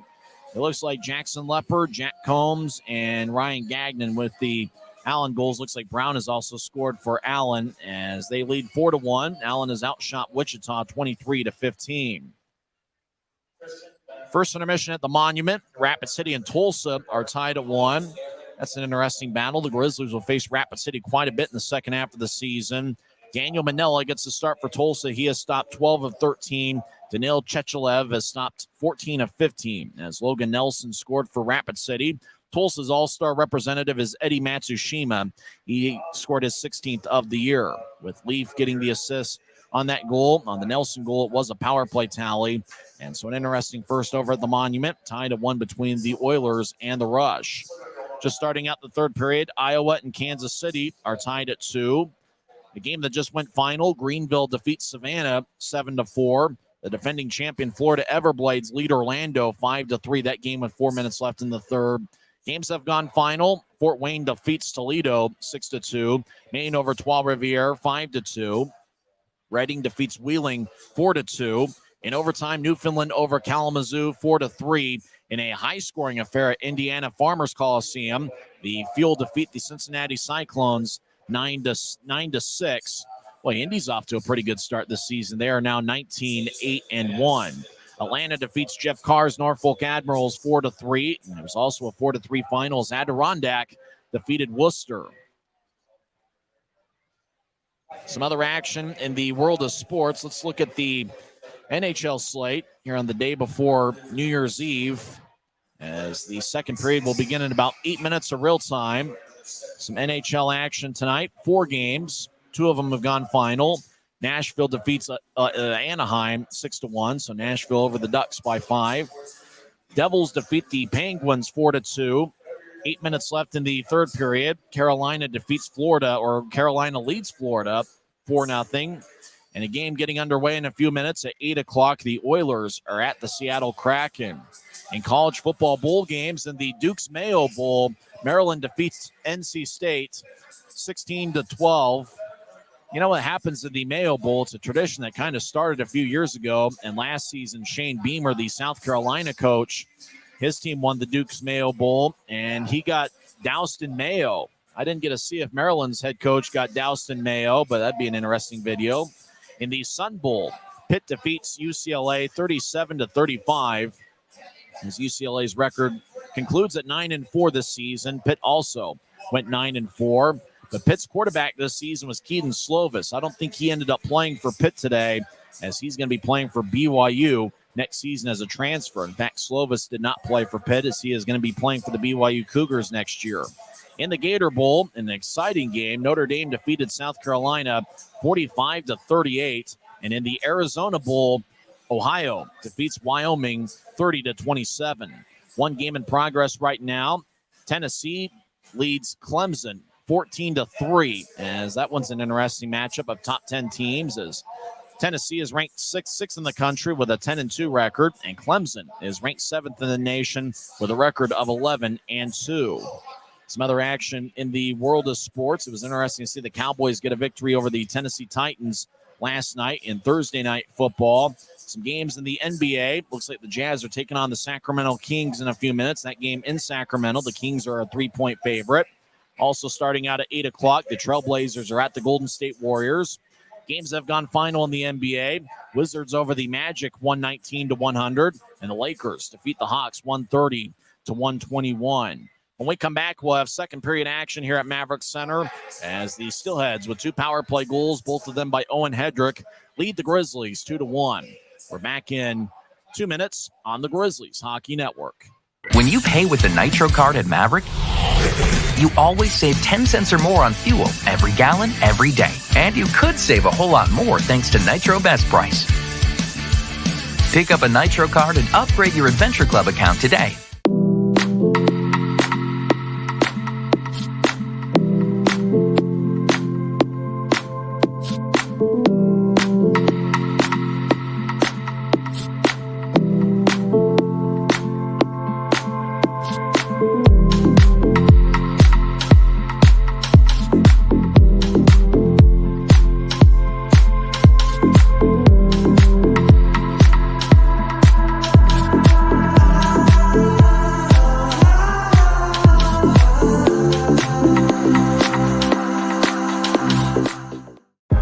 I live for my next goal. Whether it's another pick six or another step forward in life, I wouldn't be who I am without the drive to reach it. And I wouldn't be where I am without my team. Everyone on and off the field who supports me and believes in my dreams as much as I do. Whatever your goals are, surround yourself with people who are going to help you reach toward them. Like my friends at America First, and see where life takes you. Maverik's new bean-to-cup machines always deliver a freshly ground cup of coffee on demand, so you can enjoy any of our premium roasts at their best, day or night, hot or iced. Enjoy a fresh cup today. If you're out driving and something happens to your car, truck, or even wheelchair, and you end up stuck at a rail crossing, it's going to be okay. Don't panic. Here's what you do. Get out if you can, and look for this blue sign on the metal pole. Call the number on the blue sign, and when they answer, tell them the crossing number. The number is right here. This tells them the exact location of the crossing. This is the fastest way to get trains stopped before coming through the crossing. Look for the blue. It helps you. Welcome back to Maverik Center as the Steelheads lead 2-1 behind two Owen Hedrick goals. Hedrick has 10 goals this season, and it's kind of interesting to see the stretch that he with him going crazier in the first period. And, when you think about Hedrick, who had a 14-game point-scoring streak that was snapped last Friday, he was also held off the stat sheet on Wednesday. But tonight, 2 power play goals for Owen Hedrick as the Steelheads lead 2-1. But I think the Grizzlies, you talk about the first half of that first period, you think about leading the shot count 9-3, maybe 9-4, and then Idaho responded with the final 9 or 10 shots of the first period. Can the Grizzlies find a way to, get on the stat sheet and find a way to get those looks like they did in the first half of the first period? Once they scored that goal, it seemed like Idaho kind of tightened up a little bit and started to, I think, neutralize the neutral zone a little bit, not let Utah get in the offensive zone as freely as they did in the first 10 minutes of play. As the referees are now on the ice, and we'll have both teams head to the ice here to start the second period. But we've been talking about the Idaho Steelheads quite a bit. We don't normally do that as much for the opposing team, but it's just amazing what Idaho's been able to do here so far this season. They've got a record of 23-3-0-1. 2 of their 3 regulation losses have come against the Grizzlies. If you think about just how on fire they are, it's already the 11th of 18 meetings this season between the clubs. And the way I figure it, the way the Grizzlies, have played against some of the other teams in the Mountain Division, I think Utah is going to be just fine here long term, especially when you think about, second half of the season, not playing Idaho nearly as much. And you also think about the last 36 games of the regular season. 22 of them are going to be at home. And you think about the crowd here at Maverik Center, we had 6,325 on Wednesday night, which is the most here at Maverik Center on a Wednesday night for a Grizzlies game since February 15th of 2012. It looks like we have just as many, if not maybe even a few more here in attendance tonight, and hopefully we'll have a big crowd on Saturday night. Note the start time. It's going to be a 5 o'clock start. Don't think that the game is going to be at 7, then you show up halfway through the third period. Let everybody know that's going to the Grizzlies game tomorrow that it's going to be at 5 o'clock, which is 2 hours earlier than normal. And I'm really looking forward to the 5 o'clock start and getting out of here about 8:30 or so, as I'm going to ring in the new year and ring in 2023, as the Grizzlies going to be skating from left to right as we see it from high atop section 114. In your mind's eye, see it on YouTube. Idaho is going to be skating from right to left as Connor McDonald. It's good to see him back in a Grizzlies uniform as he'll start the second period with James Shearer Shearer leads the Grizzlies with a +4 rating, and obviously he missed 18 games early in the regular season. He played in the first 3 games and then missed 18 straight, and he's certainly been a key factor for the Grizzlies, and I thought he played a good first period. Cameron Wright talking with the referee, John Lindner. I think it was really, you think about the first period, the Grizzlies really played well the first 14 minutes or so. It was just, I think it was more a bad break on the double minor because it looked like Thoe didn't even see Murphy. Thoe just kind of extended his stick a little bit to try to get the puck in the Steelhead zone from neutral ice, and Murphy just kind of skated into his stick. Thoe had no clue, that Murphy was there. So just a tough break for the Grizzlies, and then Idaho scored twice on the power plays. Draws at center ice. Penner will take it against A.J. White, and it's won by Kawaguchi, who gets it poked away by McDonald. Now Wright will throw it towards Register as we're underway here in the second. Register in his 500 VCHL game throws it between the legs to White. Now goes back to Register, and he'll throw it to the far side. Now crossing center ice is Cody Heiskanen. He'll skate down the middle. Now he'll throw it to the left for White. White tried to feed it out in front to Heiskanen. It goes wide. Now Heiskanen gets it behind the net, skates towards the near side. Thought about a shot, but Shearer was in the way. Now White in the right corner. Gets to Kawaguchi, makes a move on McDonald. Kawaguchi looks to center. It glanced off the stick and goes to the far near circle for Cameron Wright. Wright lifts it out to center ice where it's taken by White. We'll dish it back to Heiskanen. He'll feed an east-west pass to Register. Now to Kawaguchi on the near side. He'll nudge it ahead. Pass connects to Wade Murphy. He'll skate to the left circle. He'll take a shot, saved by Minor. As Grizzlies back at their goal line, Keaton Jamison skates around Minor's net. Jamison over to Dylan Fitz at neutral ice. Fitz back to Jamison, and still gain the offensive line as he gets around Patrick Kudla in the right corner. Jamison gets hit by Kudla. Fitz over there battling with Domowski, and now the puck squirts towards Owen Hedrick, who's already on hat trick watch with 2 goals tonight. Colton Keller crosses center ice. He'll throw it over to Misiak. Misiak will skate towards the left circle and bounce it off the glass towards the near corner.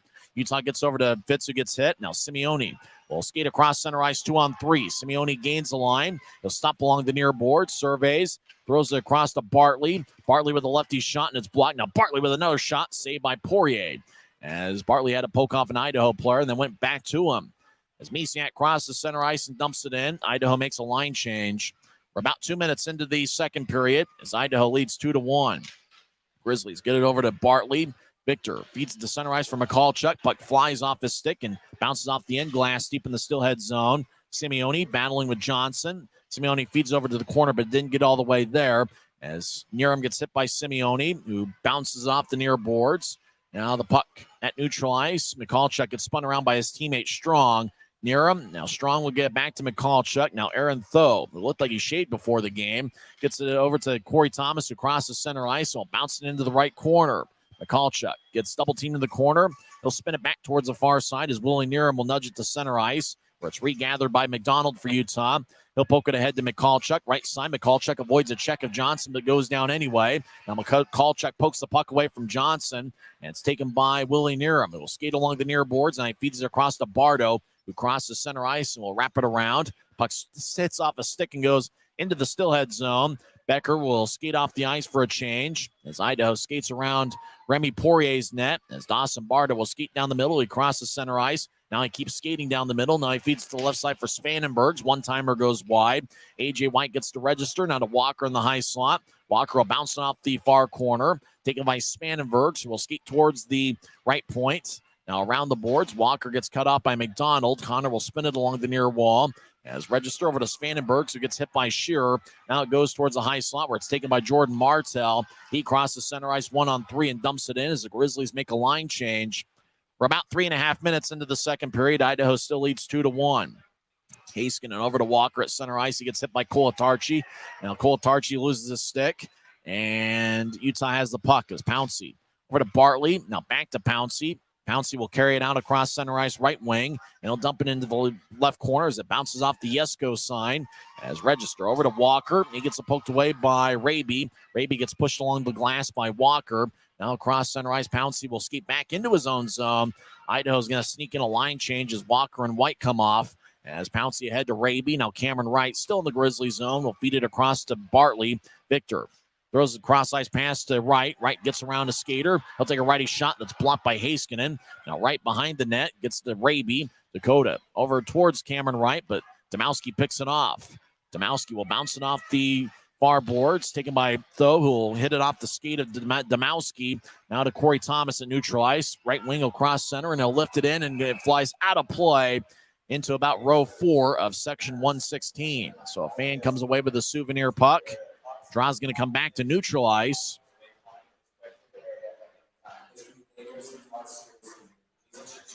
Both teams make a line change. Make sure to follow the Grizzlies on Facebook, Twitter, Instagram, Snapchat, and TikTok. I'm on Twitter at Tyson on Sports. Jamison takes the draw against Becker, and it's won by Idaho. As Hedrick will feed it to the near side for Kudla. Kudla will drive it around the boards, and that's going to be icing as he was in his own territory when he drove it in. So the draw comes back towards Remy Poirier. Both teams have one shot here so far in the second period. Good crowd here on a Friday night. Don't forget it's going to be a 5 o'clock start tomorrow evening, late afternoon, early evening. Thank goodness the game didn't start at 5 o'clock today. Utah wins the draw as Simeone in the left side skates towards the point. Drops it back off for Thomas, who will wrap it around the boards. It's to the near side. Justin Misiak does have great speed. He gets hit by Simeone. Now Jack Becker lifts it over the head of Misiak as it goes back to neutral ice. Aaron Tho gathers it for Utah. Grizzlies skating from left to right as we see it. As Simeone throws it back to Thomas. Now at neutral ice, Tho crosses center. He veers off to the left and dumps it in. As Tho gets hit by Owen Hedrick, who's got 2 goals tonight, both of Idaho's tallies. Now Misiak crosses center ice, utilizing his speed. He'll skate down the middle, and he'll throw a right wing pass to Keller, who's trying to locate the puck. Skating over there is Shearer. James will literally kick it ahead to Simeone, who trying to get it to Fitz ahead, but Idaho picked it off and dumps it in onto Minor. Trent will give it to Connor McDonald as Connor gets some words from Minor, who looks over his right shoulder. McDonald behind the net will feed it to the near side for Shearer. James will get it to center ice, looking for Michalchuk, who dumps it in. As Bardo behind his net avoids a check of Martel. Gets over to Casey Johnson on the near boards. Johnson skates north-south along the near wall, crosses center ice, and dumps it in. As Shearer behind the Utah net will get it to the far side for Martel. And he'll get it to McDonald at center ice. It glanced off his stick. McDonald will bounce it off and near him. Now throws it ahead to Michalchuk, does McDonald. Now goes back to McDonald at the Utah blue line. He'll feed it across to Martel, who wraps it around the boards towards the near side. Michalchuk gets it poked away by Johnson. Pouncey will chase back into the Grizzly zone to get the puck. As Pouncey back behind the goal line, stops behind Minor.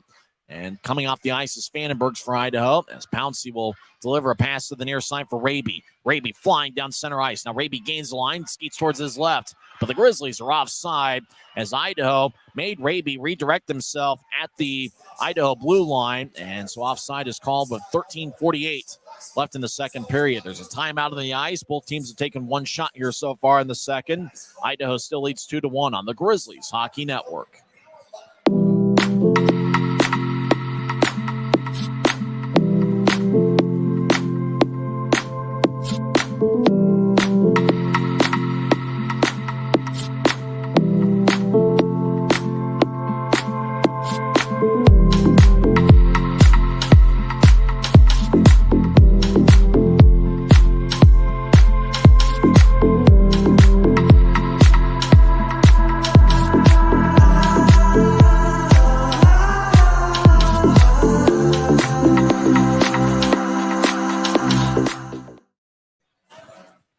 .48 left in the second period. It's the Steelheads 2 and the Grizzlies 1. Both teams have taken one shot here so far in the second. Draw's going to be at neutral ice near the Grizzlies bench. Penner's out there along with Cameron Wright and Dakota Raby. The 2 defensemen are Kyle Pouncey and Victor Bartley. Seems like Pouncey and Bartley have seen quite a bit of time here so far in the second period.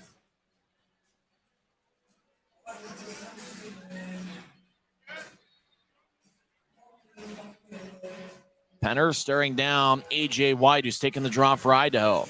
And the draw won by the Steelheads, who lead 2-1. As Hastings gets held up by Cameron Wright. Raby takes the puck, left circle, takes a shot. Saved by Poirier. Rebound to the side of the net, and it's taken by the Steelheads, who couldn't clear it out. Now Cameron Wright down the middle. Puck glanced off his stick. He regathers it, but couldn't get a shot off. Now Wright throws it ahead. Wade Murphy to center ice. Murphy, as Wright dives to try to take the puck away. Right circle, Murphy trying to get it back, and Pouncey cut in front of him. Great defensive play by Cameron Wright, who recovered to make sure Murphy didn't have a breakaway from the right circle in. As Pouncey will get it over to Bartley on the far side. Victor will lift it high into the air as it bounces into the Steelhead zone. Haskinen chases after it. East to the near side. He gets hit by Dylan Fitz. Penner over there trying to break the puck free. Now Fitz behind the Idaho net. Gets it taken away by A.J. White. White will backhand it over the head of Tyler Penner and Aaron Tho, as it's going to be icing on Idaho with 12:56 left in the second period.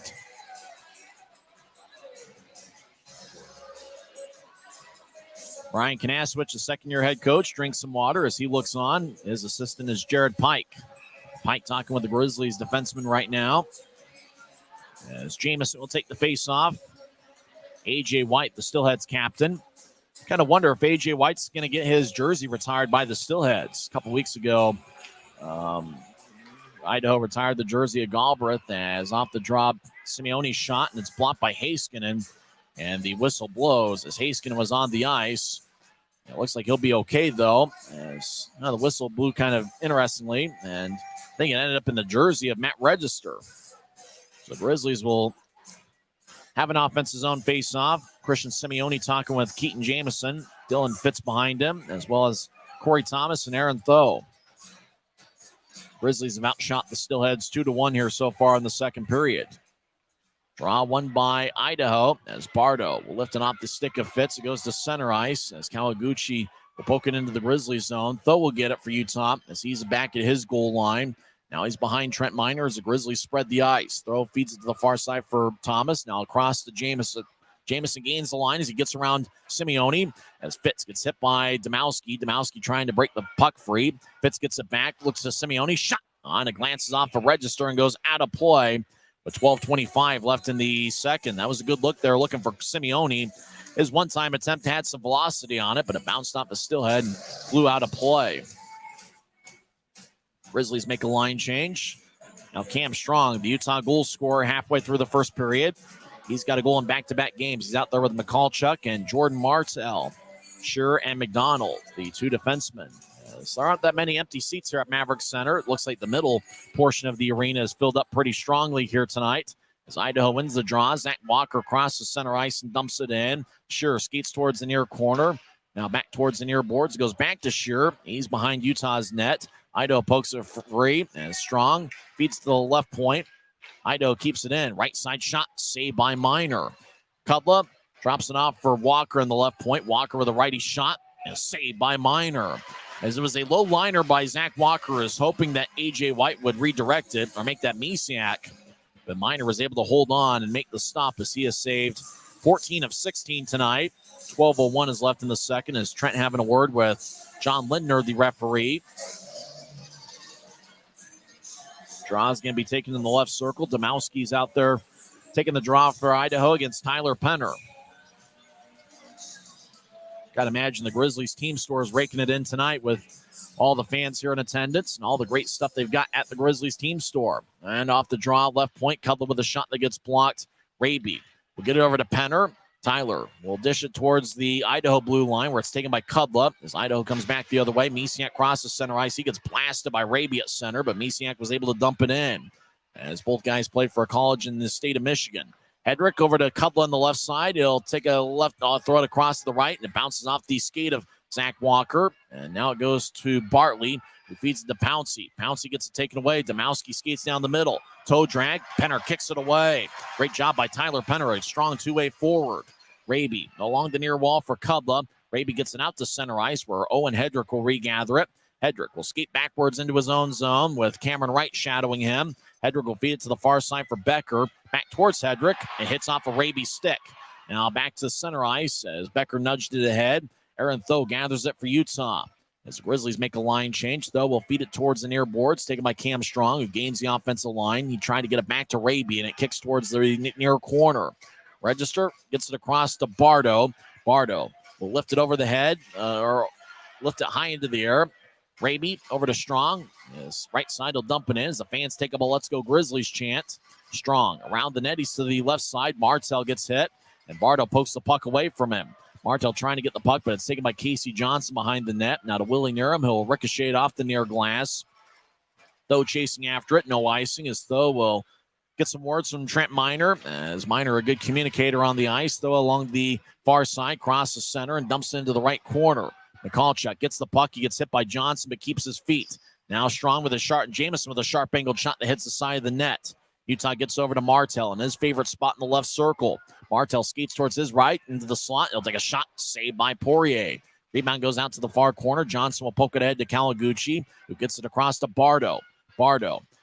Pass down the middle to Becker. Now to Kawaguchi, but he gets it poked away by Jamison. Grizzlies have been on point defensively on 5-on-5 action tonight. Shearer back behind his net as we're halfway through the scheduled 60 minutes, and it's really simple how to recap this game. Cam Strong scored a power play goal halfway through the first period, and then Owen Hedrick with 2 power play goals for Idaho as the Steelheads lead 2-1. Idaho with 16 shots. Utah's taken 12. As both teams have 3 shots here so far in the second period. Now past the far side, Grizzlies will carry it out to neutral ice. Ahead to Fitz, who will nudge it ahead to Simeone. Simeone trying to get it back to Fitz. It hits off a Register stick. Now goes back to McDonald. He gets it poked away by Kawaguchi. Now Register nudges it ahead. 3-on-1. A.J. White skates towards the right side. He'll get it ahead to Kawaguchi. He'll take a shot and it hits the pipe. It hit the goalpost, and the iron was unkind. As McDonald will get it ahead to Simeone. 3-on-3. Simeone fakes a pass to Jamison and skates behind the net. Now Jamison will kick it off the skate of A.J. White. And it glides towards Poirier, who covers up. 9:02 left in the second period. Action starting to heat up here as both teams have taken 3 shots here so far in the second period. Boy, Idaho looked like they were going to extend the lead. They had a 3-on-1. A.J. White threw a pass to the left circle to Kawaguchi. The Kawaguchi shot hit the goalpost, and the iron was unkind as it stayed in play. And I think for the Grizzlies, you talk about, that discipline of staying back defensively. That's one of the things the Idaho Steelheads do such a great job of, is just kind of playing a north-south game and really forcing your defensemen to play a disciplined style. As the puck ends up back in the Grizzlies zone, as Stamowski skates towards the near corner, he collides with Penner. Stamowski will bounce it off the near boards. He used to play for Hartford in the AHL. As Stamowski will bounce it off the near wall for Kudla. Kudla around the wall. Hedrick will skate towards the right corner. He gets the puck around Cameron Wright. Now Keller to the right point, back towards Hedrick, who couldn't handle the puck. And Hedrick looks into the heavens. So he wishes he had that one back. Grizzlies will nudge it ahead. Kyle Pouncey throws it all the way deep into the Steelhead zone. No icing on the play, but Hedrick gets the puck before Wright. As Keller throws to center ice, it's picked off by Thomas. Thomas gains the line. But he's offside. As Raby, I think, entered the zone before Thomas. And the problem is Thomas had the puck. 8 minutes, 17 seconds left in the second. Draw is going to be in Steelheads territory on the near side. Cam Strong, who had a pretty good year last season with South Carolina. He also spent some time with the Reading Royals. He actually led South Carolina in plus-minus last season. As the Steelheads win the face-off, Svanenberg's at center ice, battles with Strong. Svanenberg will dump it in. Miner behind his net will play the puck out to the far side for Martell, who gets pushed into the far corner. Martell stops. He's got Jade Miller shadowing him as Martell gets over to Corey Thomas. Thomas, who spent last season with Idaho at the end of the year following a college career. As McCallchuck over to Strong, who crosses center ice. Now to Martell, left side. He'll look to center to McCallchuck. Shot! Oh, and that goes wide. Now the puck stays in play to the far side as Zach Walker will carry it out to neutral ice. He crosses center. He doesn't have numbers. The Grizzlies got back defensively, so he spins it along the wall. Svanenberg's over to Miller. Now Svanenberg's with the puck with Thomas looking over him. Svanenberg's will throw it back towards Jade Miller. Miller was a teammate of Strong's at South Carolina last year. Now up top for Bardo. Down to the high slot for Johnson. He takes a shot and didn't get much on it as Martell cut in front of him. Idaho centers it. McCallchuck picks it off and throws it to center ice, where it's immediately taken back by Bardo. Bardo wearing number 51, who will throw it off the end glass as A.J. White in the offensive zone deep gets hit by Tho. Now Wade Murphy gets pushed by Thomas in the corner. As Murphy trying to break free. Thomas is maybe the biggest of all the Grizzlies at 6'5" and 215. As Murphy trying to hold his balance, but Thomas pushing him pretty hard. As Kawaguchi hacking away, so's Cam Strong. Great job by Corey Thomas utilizing his strength to keep the puck in the corner. Now the puck squirts free, and it's taken by Utah. They spin it along the near wall. Register will throw it back to the corner, though. Over to Dylan Fitz. Fitz will skate behind Trent Miner. Now he stops and gets it to the near side from McCallchuck, who gets pushed by Register. Puck goes out to neutral ice. Heiskanen ahead to Register, who regains the offensive line. He'll look to center it. Shot and a score. What a pass by Matt Register as the centering pass connected, and Idaho's taking a 3-1 lead. And that's Willie Nerum scoring for the Steelheads. What a pass by Matt Register is along the near side, just outside the left point. Threw it cross eyes towards the right circle. And I don't know how Willie Nerum was able to get it as that puck lifted in the air, and Nerum gets his 4th of the season. That's got to be the best goal that he has scored all season. 6:26 left in the second. Idaho's taking a 3-1 lead as Willie Nerum gets his 4th of the year, and for Matt Register, it's his 18th assist of the campaign. That's the first 5-on-5 goal scored by either team tonight. It's actually the second assist for Register this evening and his 19th of the year. Idaho wins the draw and throws it back into the Grizzlies zone as Simeone has a bounce off his stick. Now Idaho feeds the right circle, picked off by Utah. Strong ahead to Fitz. Fitz on the right side over the offensive zone. He'll take a shot, saved by Poirier. Simeone in the far corner has a bounce off his stick. Fitz gets hit with a high stick. No call. Oh, there is a call. As Simeone gets pushed by Nerum, and Patrick Kudla can't believe it, but Kudla's stick got up in the face of Dylan Fitz. 5:58 left in the second. Grizzlies are going to be on the power play when we come back. The score, Idaho 3, Utah 1 on the Grizzlies Hockey Network.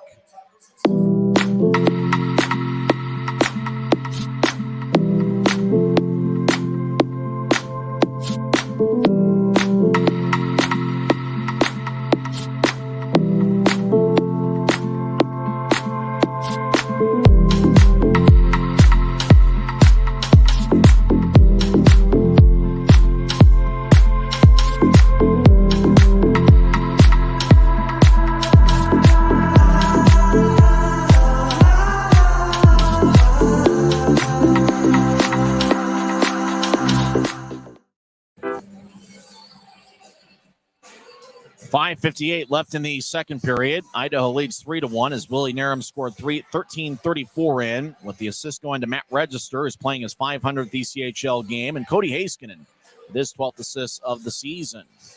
Draw's going to be in the Idaho zone, and boy, this is going to be a big opportunity for the Grizzlies to try to cut into this Idaho lead. Utah is 1-for-1 on the power play. It's their first power play of the second period as Kudla gets 2 minutes for high sticking.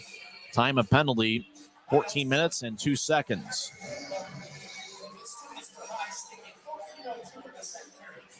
Draw's going to be in the right circle. Jamison will take the face off. He's got Raby to his left and Wright to his right. Martell and Bartley up top. Watch out for Martell in the left circle. A.J. White will take the draw for Idaho. Steelheads have outshot the Grizzlies 17-13. And the draw won by Utah. Wright gets it up top for Bartley. Now to Martell on the left side. Back up top for Bartley. Victor over towards Wright. Gets poked away by A.J. White as the puck lifts in the air. Now it drops as Wright will dump it into the Grizzlies zone. Wright cuts in front of White. Now Cameron Wright gets over to Bartley behind the Utah net. Bartley will skate along the near side. He skates north-south. He crosses center. Now he veers off to the left and dumps it into the corner. Bartley gets it, and he'll throw it to Martell along the far wall. Martell in the corner gets taken away by Bardo, who will clear it out. Trent Miner will play it to the side of his net. Idaho makes a line change. About 40 seconds into the Grizzlies' power play, Utah keeps the same five-man unit out there. Bartley will get it over to Raby. He's still in the Grizzlies zone. Now Raby crosses center ice. He'll gain the offensive line and get it over to Martell. Martell over to Bartley in the left point. Across to Jamison. Now to Wright. Cameron. Right side over to Bartley. Now to Martell. One-timer. Saved by Poirier. Rebound goes out to Jamison. Heiskanen cuts in front of him. Now Jack Becker gets the puck. He battles with his former college teammate Raby. Oh, it's going to be a penalty on Utah. Raby can't believe it. So that will do it for the Grizzlies power play. Raby having some words for John Lindner. Raby was battling with Jack Becker along the far boards, and Lindner called a hooking penalty. So that will do it for the power play for the Grizzlies. 54 seconds worth of a 4-on-4 situation coming up, as the draw is going to come back towards Trent Miner in the Grizzlies zone. And if you're Raby, you can't believe it. I mean, Becker's got a few inches on Raby. It looked like Dakota was just battling him. It didn't look like there was anything there.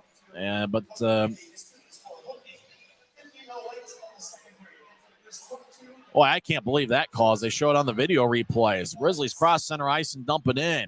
Looked like Raby was just playing hockey. As Michalchuk to the nearest side, gets taken away by Kawaguchi. Sure picks it off in the high slot, the offensive zone. And now A.J. White pushes Shearer. It's taken by Kawaguchi, one-on-one. He's to the right side. Kawaguchi skates towards the middle. He'll take a shot and didn't get much on it as McDonald got a stick in the way. Fitz gets cut off by Kawaguchi. Now Fitz takes the puck. He'll get it to Shearer. James crosses center ice. He'll gain the offensive line 3-on-4. Shearer stops along the far boards. Now skeet towards his right. Shearer nudges across to Bartley as Bartley will back it out to neutralize himself. Now Bartley will back it out into the Grizzlies zone. 5 seconds left of a 4-on-4. Now Michalchuk enters with some momentum. Over to right. He'll take a right wing shot that goes high. As Kudla's out of the penalty box. Now Idaho's on the power play for a minute. Right to the right side. He'll take a shot. Kick saved by Poirier in the butterfly position. Now to Kudla in the left wing. Crosses center ice. Penner takes it away. Ahead to right. It glances off of his stick. Now Register will feed it to the right side for Becker. Becker drew the penalty that Raby took. Becker around the net. Gets poked by Bartley. Victor will nudge it across to Thomas. Thomas ahead to Penner. We'll get it past Ryan Domowski. Kudla chases after it as Grizzlies will get some fresh skaters as Bartley and Wright leave. Rink wide pass to Becker, glance off of his stick. Penner tried to clear it out, but Keller wouldn't let him. Now it goes to Strong. He'll throw it out to center ice. Kudla gets the puck. He's got 1 assist tonight. Ahead to Becker. He'll feed it ahead to Keller, but it was a little bit wide of Keller. Keller pokes it deep into the Grizzly zone after he chased after it. Now it goes to Strong, who skates along the near wall. Grizzlies skate from left to right here in the second period. He'll dump it in. 3 minutes and counting left in the second period, and less than 10 seconds left in the Idaho power play. Ahead to Domowski in the left wing. He'll cross center ice. He'll step over the offensive line. He swings and misses as he was looking for a shot in the left circle. Raby out of the penalty box. Good penalty kill by Utah, albeit an abbreviated one. As it glides along the far boards, Aaron Tho will get it ahead to Strong. 2-on-3. Strong ahead to Raby, but the pass is wide of the mark as Raby chases after it. Raby gets the puck on the right side as he'll throw it up top for Tho. Tho will skeet towards the left circle. Tho now in the circle takes a shot. Saved by Poirier. Rebound goes back to Tho. He skates around the net. He gets tripped up. No call on the play. I can't believe that. Raby throws to the right circle, taken away by Domowski. He'll lift it in the air into the Grizzly zone. No icing on the play. I don't want to get on the officials, but Linder's looking right at it. A little bit more than 2 minutes left in the second period. Idaho leads 3-1. Sure, back behind Minor. Sure, ahead to Fitz. As he gains neutral ice, now he crosses center. Fitz gets around near him. Now he skates towards the left circle. Backhand shot goes wide. Pouncey in the right side. Gets poked away by Miller. Now Pouncey gets the puck back. He skates towards the corner. Johnson takes it away from him. Johnson over to Walker. As Walker skates along the near wall.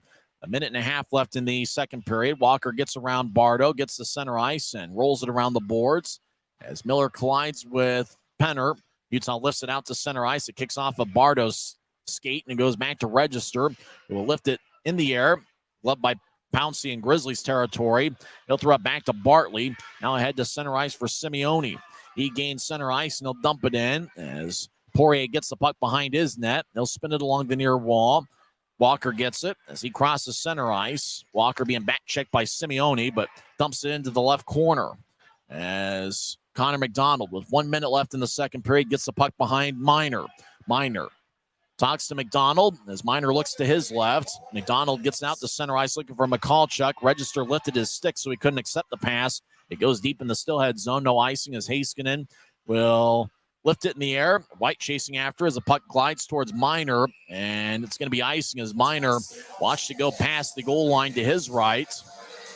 So a whistle blows with 46 seconds left in the second period.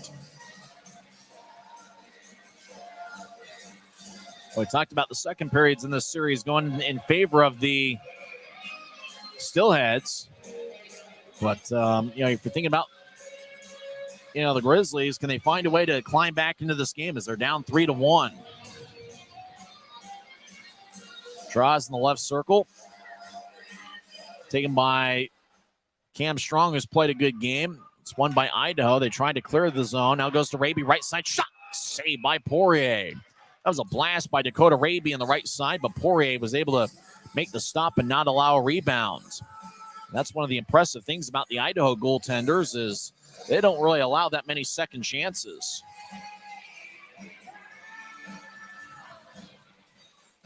Connor McDonald, the Grizzlies captain, is nearing his 100th professional game. We talked about Register in his 500th ECHL game. Connor McDonald, we got to check the stats to see how many games. I think he's nearing 100 pro games. A couple of them in the AHL. Spent 5 games with the Cleveland Monsters back a couple years ago, and last season spent 2 games with San Jose. Idaho wins the draw, skates into the offensive zone. As now around the net, Wade Murphy gets up top for Register. Register with 2 assists tonight, takes a shot, blocked by Strong. Now Murphy right side with a shot that goes wide. Raby will feed it off of right. Cameron, 2-on-3 cross the center ice, and they'll dump it into the left corner. As Poirier cuts it off to the side of his net, big-time collision in the Steelhead zone as 2 Grizzlies went down. Register was in the area. Pass head to Murphy. It flies off of his stick and out of play off the protective netting behind Trent Miner's net. 5 seconds left in the second. Idaho leads 3-1.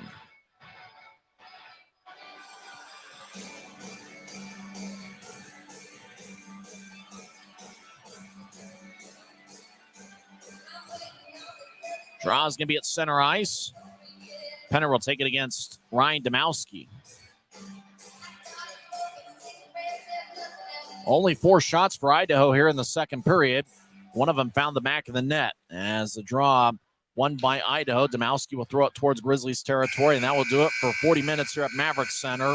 As Willie Nearham scored on a great pass from Matt Register, 13:34 in, with Cody Haskinen also getting an assist. We'll recap the first 2 periods of play when we come back. Once again, the score after 40 minutes of play, it's the Idaho Steelheads 3 and the Utah Grizzlies 1. We're back in 2 minutes on the Grizzlies Hockey Network. When you pay with the Nitro card at Maverik, you always save 10 cents or more on fuel every gallon, every day. And you could save a whole lot more thanks to Nitro Best Price. Pick up a Nitro card and upgrade your Adventure Club account today.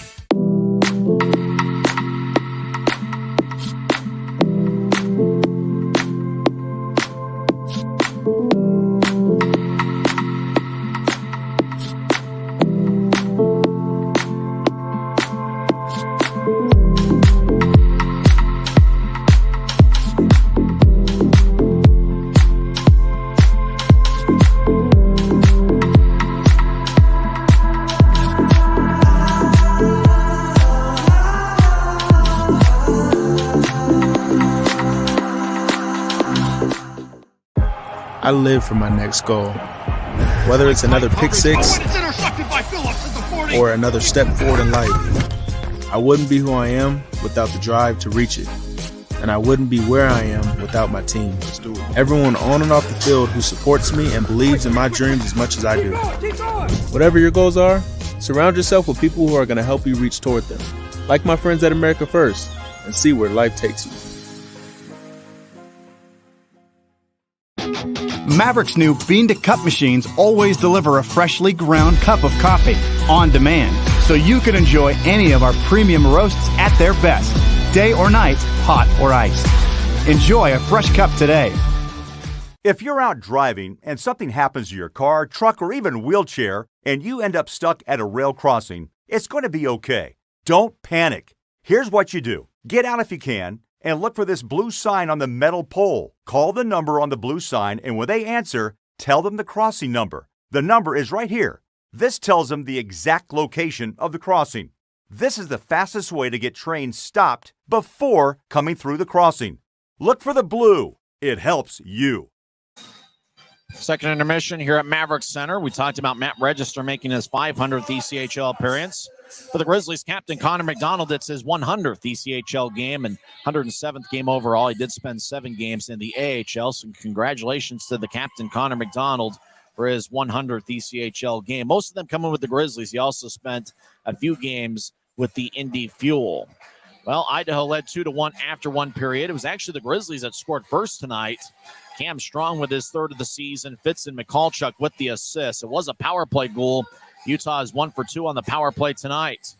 Idaho scored back-to-back goals in both halves of the double minor for high sticking as Owen Hedrick scored his 9th of the year, 15:59 in. Keller and Register with the assist. And then a minute and a half later, it was Hedrick getting his 2nd of the game, Patrick Cutler with the assist. Both of Hedrick's goals were on the power play. Idaho is 2 for 3 on the power play. They led 2-1 after 1.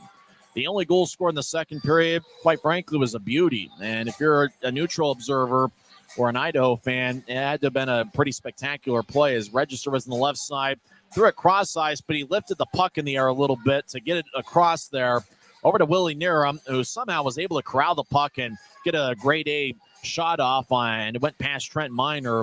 I don't know if there's anything that Miner could have done, and I'm not sure there's anything the Grizzlies defense could do about that. That was just a great play by Idaho, as Nierum got his 4th of the year, register his 2nd assist of the game, and Cody Heiskanen also with an assist. He now has 12 on the season. So that's where we stand now.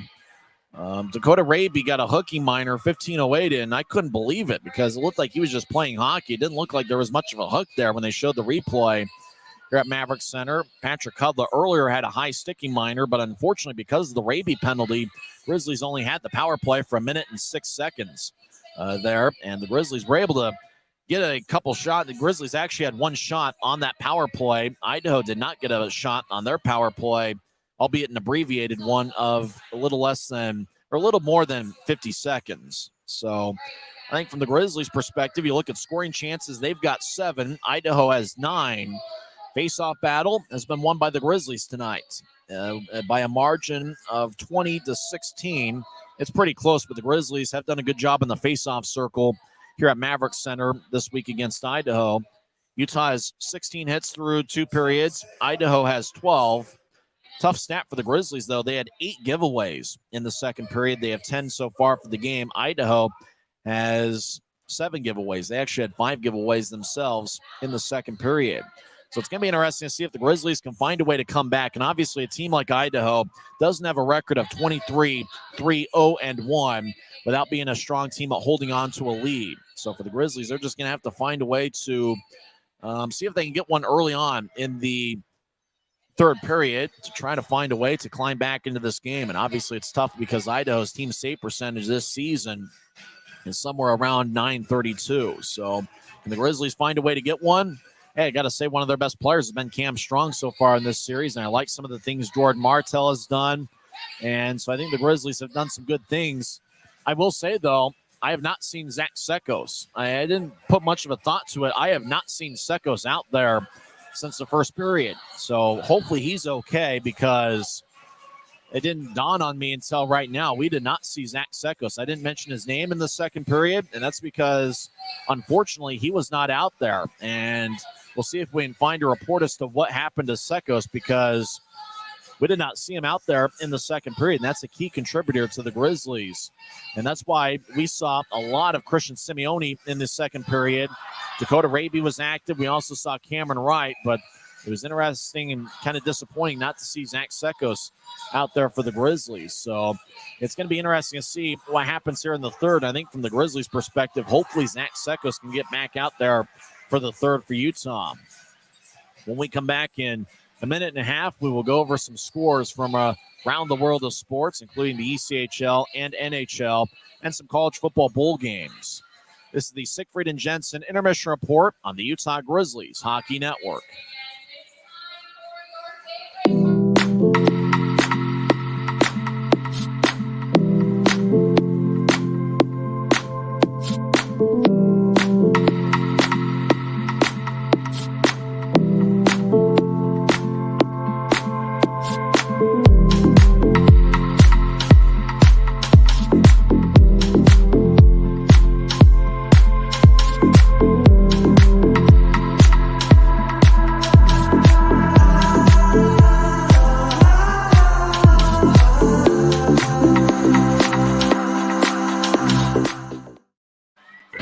With the Nitro card at Maverik, you always save 10 cents or more on fuel every gallon, every day. And you could save a whole lot more thanks to Nitro Best Price. Pick up a Nitro card and upgrade your Adventure Club account today.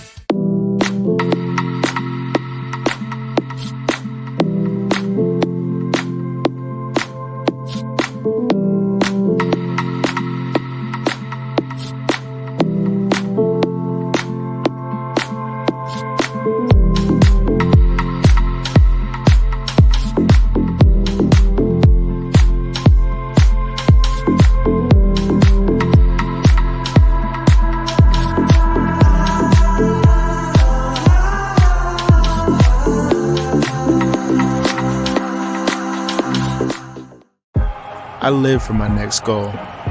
Whether it's another pick six or another step forward in life, I wouldn't be who I am without the drive to reach it. And I wouldn't be where I am without my team. Everyone on and off the field who supports me and believes in my dreams as much as I do. Whatever your goals are, surround yourself with people who are going to help you reach toward them. Like my friends at America First, and see where life takes you. Maverik's new bean-to-cup machines always deliver a freshly ground cup of coffee on demand, so you can enjoy any of our premium roasts at their best, day or night, hot or iced. Enjoy a fresh cup today. If you're out driving and something happens to your car, truck, or even wheelchair, and you end up stuck at a rail crossing, it's going to be okay.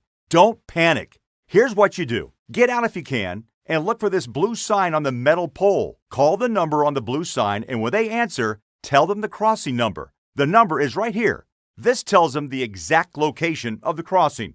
This is the fastest way to get trains stopped before coming through the crossing. Look for the blue. It helps you. Expectations here will always remain high, and we'll continue to find a way.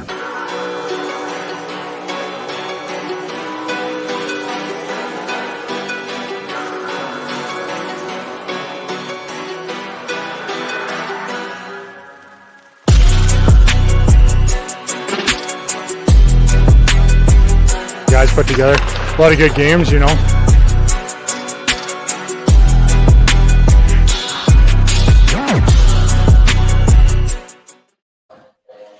Second intermission here at Maverik Center. Idaho leads Utah 3-1. Other action in the league. Second intermission, tied at 2, Tulsa and Rapid City. So it's anybody's game there. Rapid City 1 game below 500. Looks like Calder Brooks and Logan Nelson have Rapid City's goals. Tulsa has goals from the All-Star Eddie Matsushima and Ryan Lindgren, as that game is tied at 2, second intermission.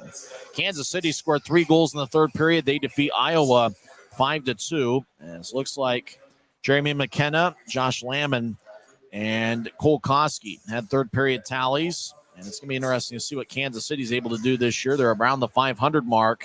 In fact, they are now at the 500 mark with the 5-2 victories. Their record goes to 11-3.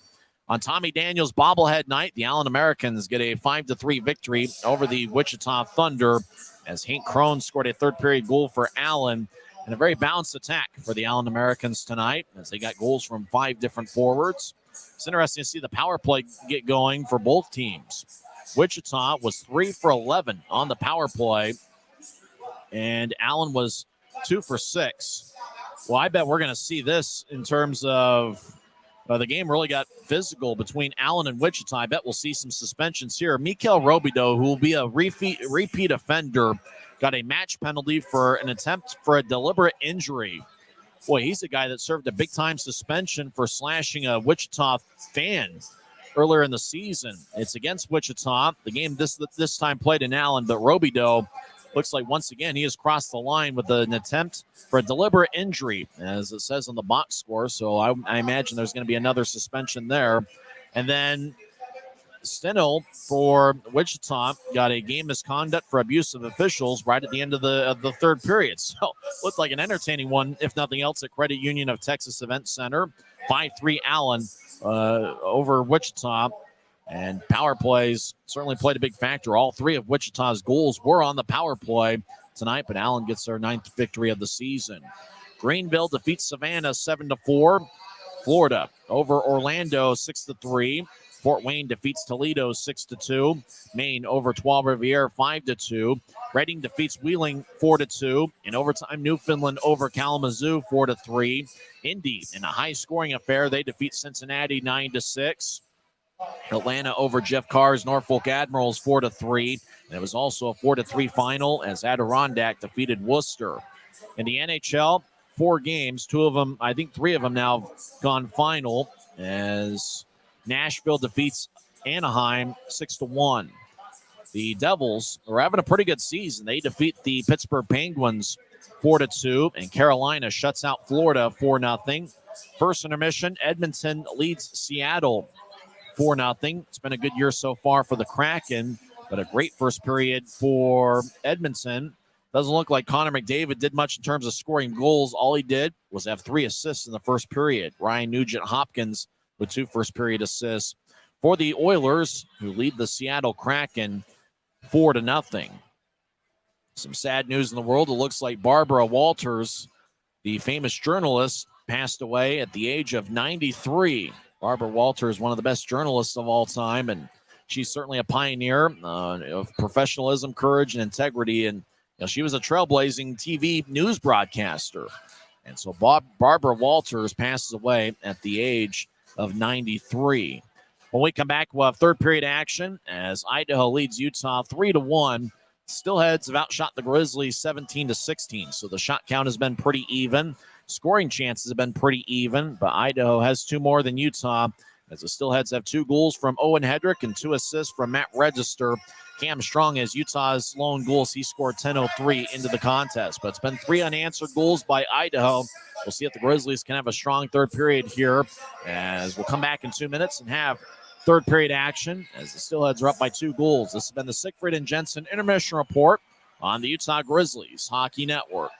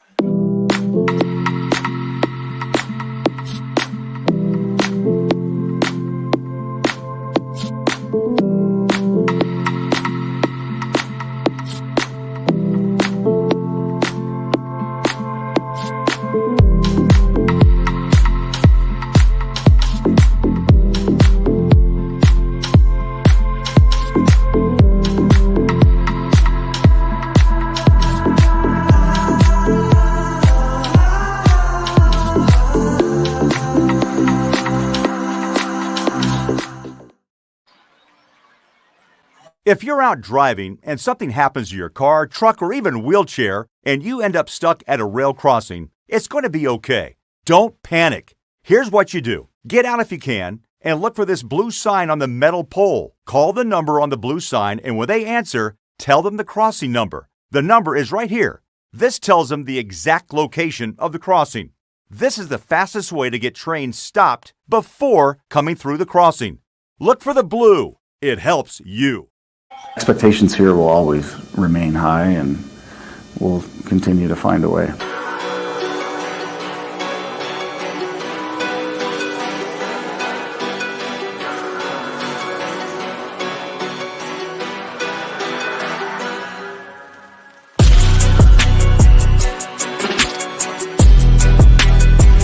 Guys put together a lot of good games,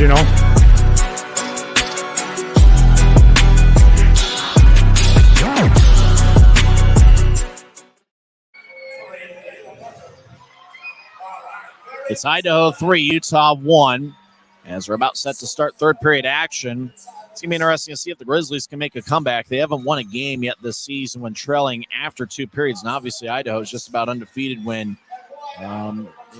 leading after 2. Actually, the Grizzlies are 1-11 when trailing after 2 periods. They did have one comeback victory on the road.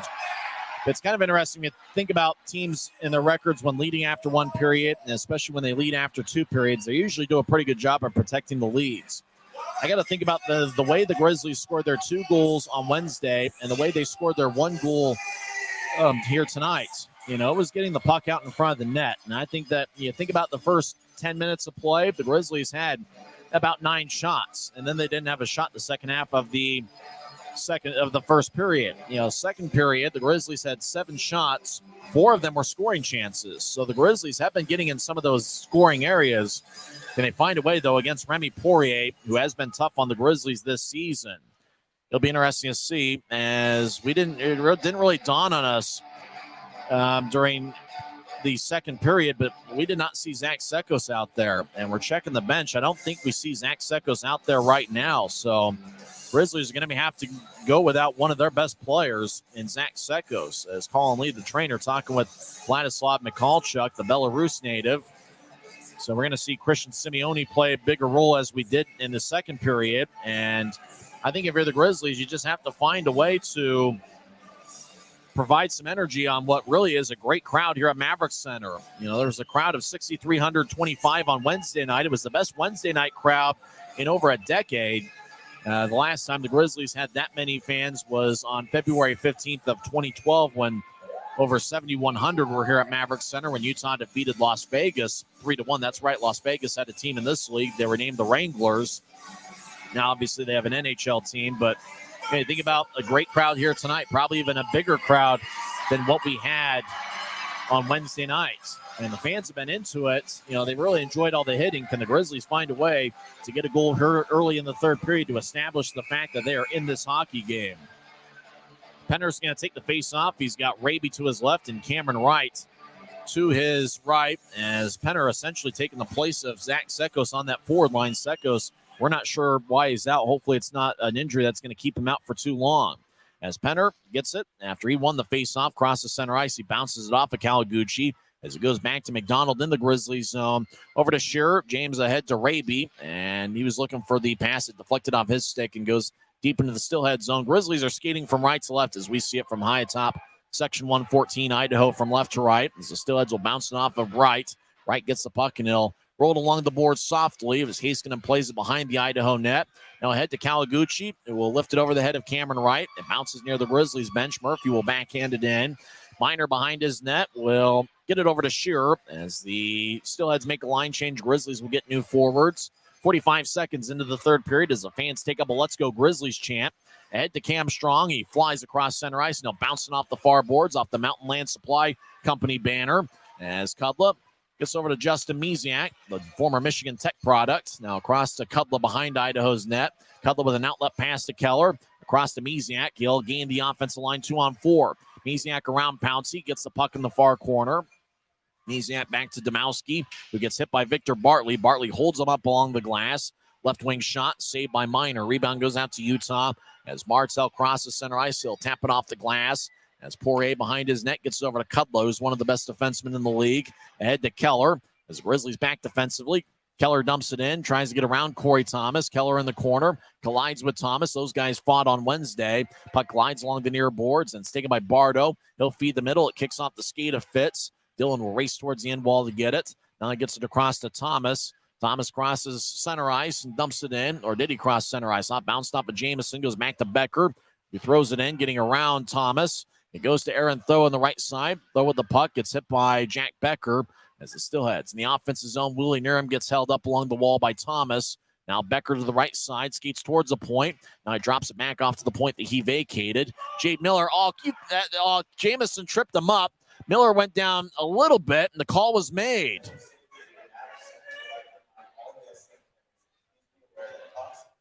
Based on the non-trip call late in the second period, Ryan Kanasowicz has a puzzled look on his face. Jamison goes to the box there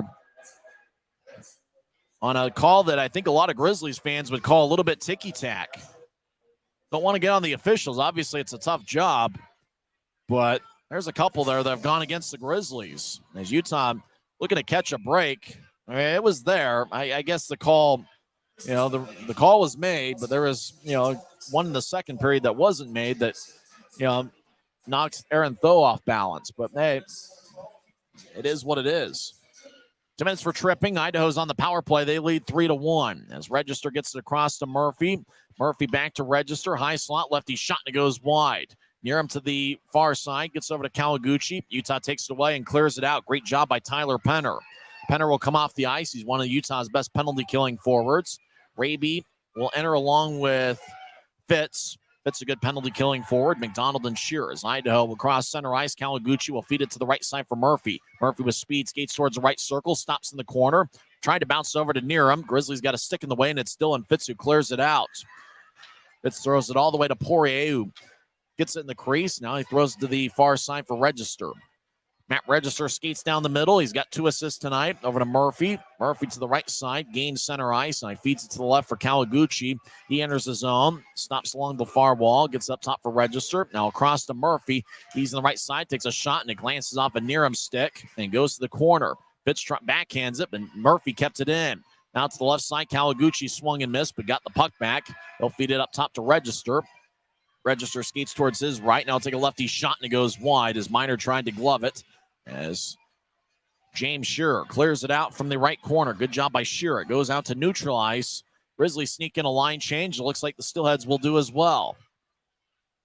Less than 40 seconds left in the Idaho power play as Register gets to the left side for Becker, who taps it off of his stick, and it goes deep in the Grizzly zone as Becker and Thomas collide. Now Keller gets pushed by Thomas. Fans like that. Becker gets pushed along the boards by Bartley. Now Keller goes after Thomas in the corner. Keller, a physical hockey player, as Thomas and Keller hold each other up. Puck goes to the left point as Patrick Kudla skates towards his right. Kudla feeds to the left side. One-timer, and it goes wide. That was a shot taken by Keller as Bartley will bounce it off at Domowski. He kept it in. Domowski over to Kudla. Puck exited the zone. Offside on the Steelheads. 2 seconds left in the power play as play got very physical in the far corner between Thomas and Keller. That got the fans excited.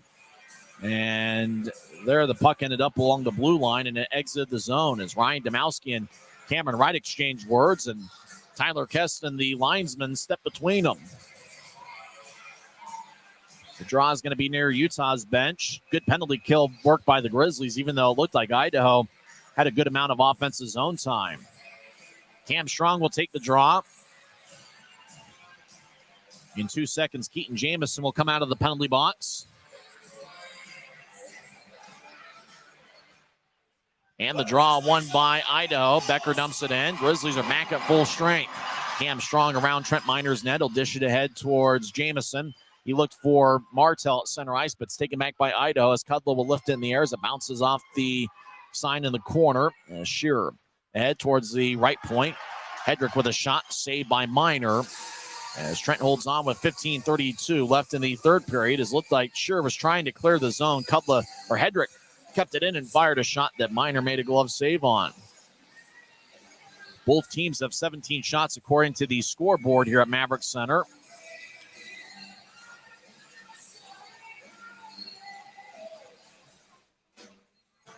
Vandenbergs will take the face-off against Cameron Wright in the Grizzly zone. Idaho wins the draw as Walker gets over to Bardo, who feeds it across off the far boards. McDonald skates over there. He throws it out to center ice. Casey Johnson gets it. McDonald playing in his 100th ECHL game and 107th professionally. Up ahead, a glance off Spanenberg's stick and goes deep into the Grizzlies zone. McDonald gets it, and he'll throw it across to Shearer. Now to Mikulchuk, who crosses center ice. He'll dish it to the left side for Martell. Martell with a righty shot. Saved by Poirier. Rebound goes out to Zach Walker as Cam Strong was looking for a one-time attempt off of Poirier and fanned on it. Idaho gains center ice. Misiak dumps it in as over in the right corner, Vandenberg's battling, but Aaron Tho gets the puck. Tho behind Utah's net will start skating north-south. He'll dish it ahead as the Grizzlies cross center ice. Mikulchuk carries it over the offensive line, gets around Johnson. Right wing shot, saved by Poirier. Now Strong, now make that Tho. Will skate around Poirier. Now he gets it up top.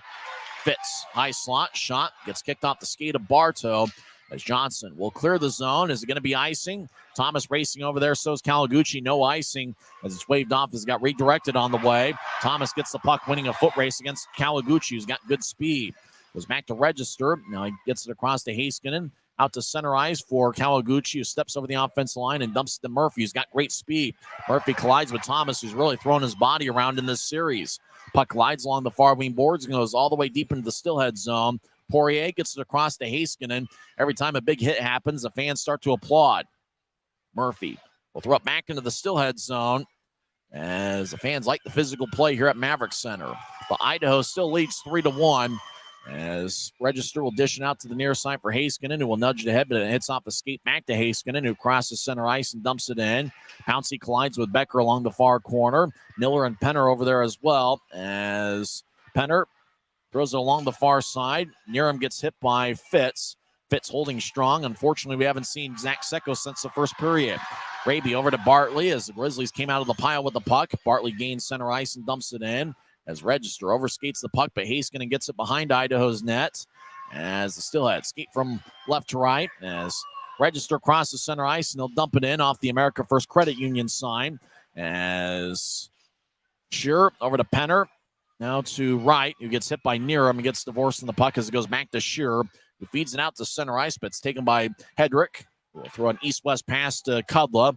Kudla crosses center ice, and he'll bounce it off the Maverik sign behind Utah's net. Sure, ahead to Penner. Penner gets the Cameron Wright, who splits the double team. Wright skates in, and he's looking for a backhand shot. Saved by Poirier. As Wright kind of was held up along the right side, and he couldn't get to his strong side. As Domowski looks to center it out in front. It gets poked away by the skate of Corey Thomas, who's been outstanding here for Utah in the third period. Domowski will skate towards the right point. Thomas poking it away as Domowski goes down, hoping for a call. McDonald gets spun around by Misiak. Misiak with a nice centering pass, but Keller couldn't do anything with it.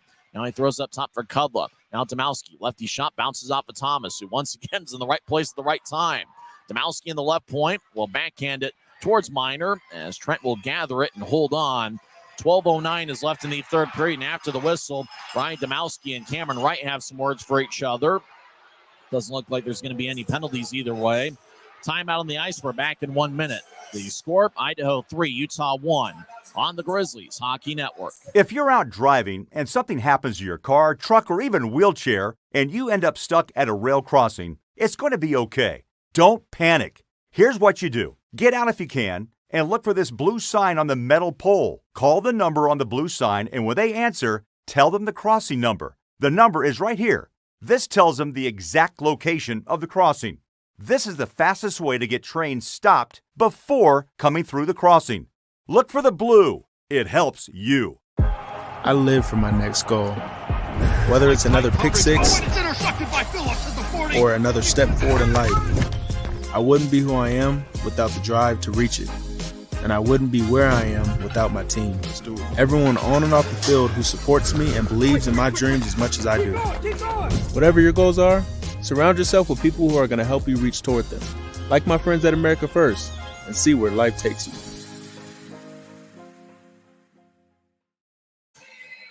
12:09 is left in the third period as Idaho leads Utah 3-1.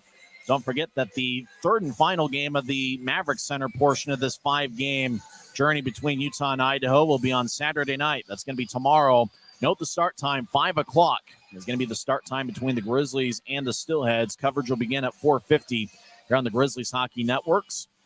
Flow Sports for the video feed and YouTube for the audio portion. As the draw is going to be in the left circle, Keaton Jamison will take it against A.J. White. Very few shots here tonight. Only 18 for Idaho and 19 for Utah. Very few shots here in the third period.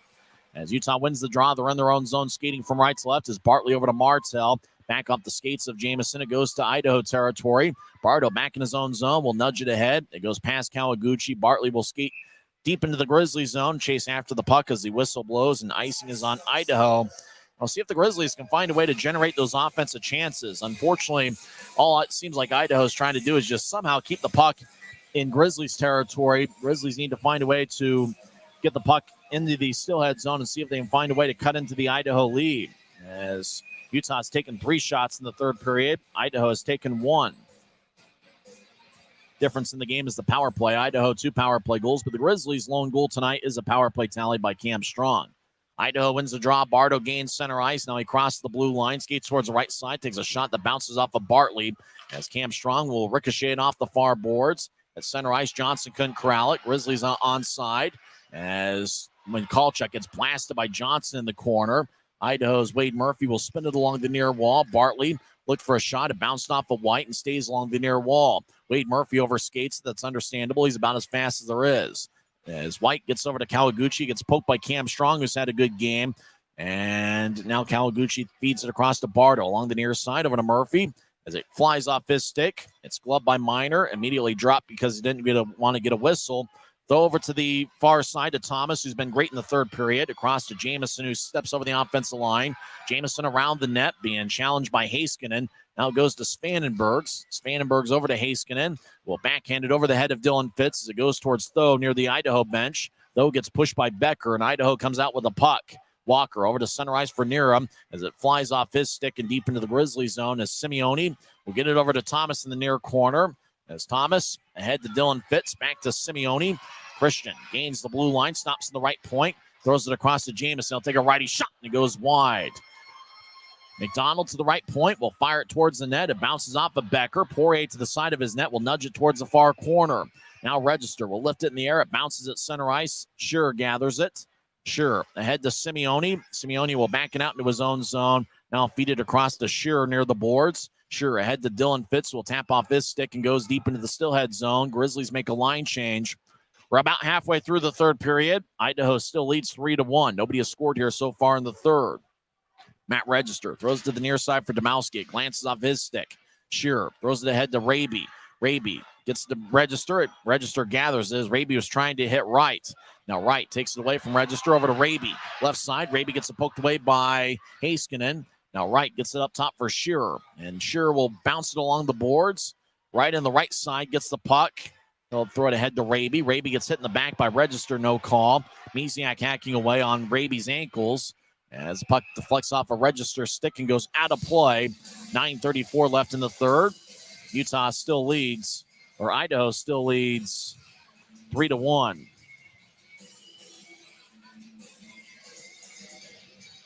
Same teams tomorrow. 4:50 pregame show. 5:10 faceoff.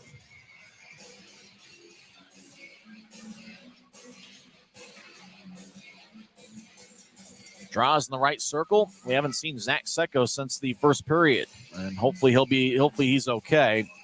As looks like they'll do the draw over again. Penner for Utah, Domowski for Idaho. Domowski's kicked out of the faceoff circle, and Keller will take the draw. And the faceoff won by Utah as Pouncey with a shot that's blocked. Now skating ends right. He'll take a shot and it goes wide. I think Poirier got a stick on it. Left point, Bartley kept it in the zone as Penner gets taken away by Misiak, who will carry it out towards center ice. Misiak gets back checked by Penner. Couldn't get it all the way deep in the Grizzlies zone. Bartley with an outlet pass to center ice for Wright. Wright with a shot. It's gloved by Poirier. Grizzlies make a line change behind the play as Colton Keller has the puck. A little more than 9 minutes left in regulation. 9:05 and counting. Idaho still leads 3-1.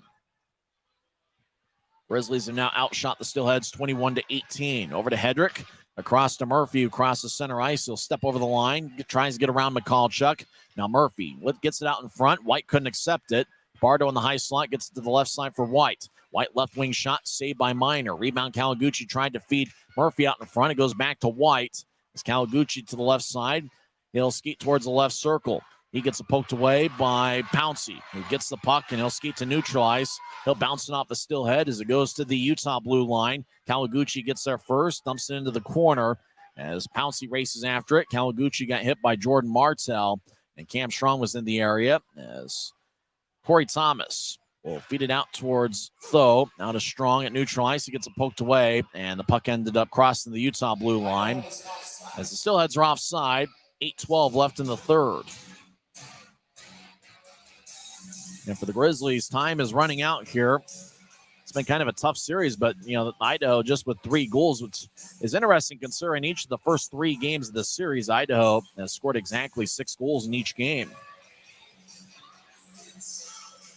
The draw won by Idaho as Dawson Bardo crosses center ice, and he'll wrap it around the boards as Becker behind the net as he's double teamed. So he gets pushed by Tho. Tho continuing to hack away on Becker as Idaho comes out of the scrum with the puck. Jade Miller gets pushed along the wall by Thomas as Simeone will lift it over the head of Bardo and it goes to the Steelhead zone. Casey Johnson chases after it. Fitz after Johnson, but Johnson gets the puck and gets over to Bardo. Bardo will skate north-south as the Steelheads will carry it out of their zone. Now they cross center ice. Bardo over towards Miller. Looks to center to Niram, who's already got a goal tonight. Fitz takes it away. Fitz along the far side. Will feed it across to Shearer. James will throw an outlet pass to Simeone as it bounces off of his stick and goes into the Steelhead zone. Heiskanen back behind the Idaho goal line. Will nudge it ahead to Zach Walker. Sporting a beard and long hair. He crosses center ice and gets it to Svanenbergs. Tried to dump it in, but Shearer picked it off in the Grizzlies zone.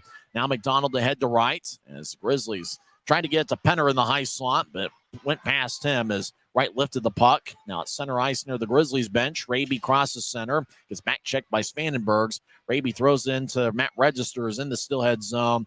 As the Register has the puck, skates down the middle, feeds it ahead to Misiak. It glances off of his stick and goes deep in the Grizzlies zone as Bartley will get it over to McDonald. Less than 7 minutes left in the third period. It's still 3-1 Idaho. McDonald will bounce it off the near boards, register behind the net. We'll get it to Kawaguchi on the far side. He was the number 1 star on Wednesday. Ahead to Murphy, who steps over the offensive line. Right wing, takes a righty shot. It's blocked by Bartley as Murphy gets hit. And somebody wants to go after. Kawaguchi wanted to go after Cameron Wright. As Wright loses his helmet, Kawaguchi takes his glove and throws it and kind of glides it along Wright's face. As the fans all stand up, there's some action happening as Wright and Kawaguchi looks at each other. 2 linesmen are in the way of him, and Kawaguchi kind of nudged a left towards Wright. Lindner tells Kawaguchi that you're going to the penalty box. Let's see if Wright's going to go as well, as everybody in section 114 stands at this one. Kawaguchi's going to the penalty box. Let's see if Cameron Wright's going to go as well. Wright lost his helmet as Kawaguchi kind of dragged it off. Wright delivered a hit of an Idaho player in the right wing, and Kawaguchi took offense. But I don't think Wright got a penalty. I don't think there's going to be a penalty on Wright for what he did. Looks like Kawaguchi is going to get 2 minutes for roughing. Wright's not going to get a penalty, so the Grizzlies look like they're going to get a power play. 6:23 is left in the third. As Cameron Wright talking with Christian Simeone.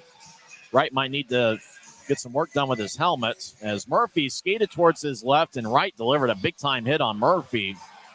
I think Kawaguchi, from his perspective, thought the hit was a little bit higher as Kawaguchi went after Wright as the puck was deep in the Grizzlies zone along the end wall, and then play stopped and the arm was raised by the referee.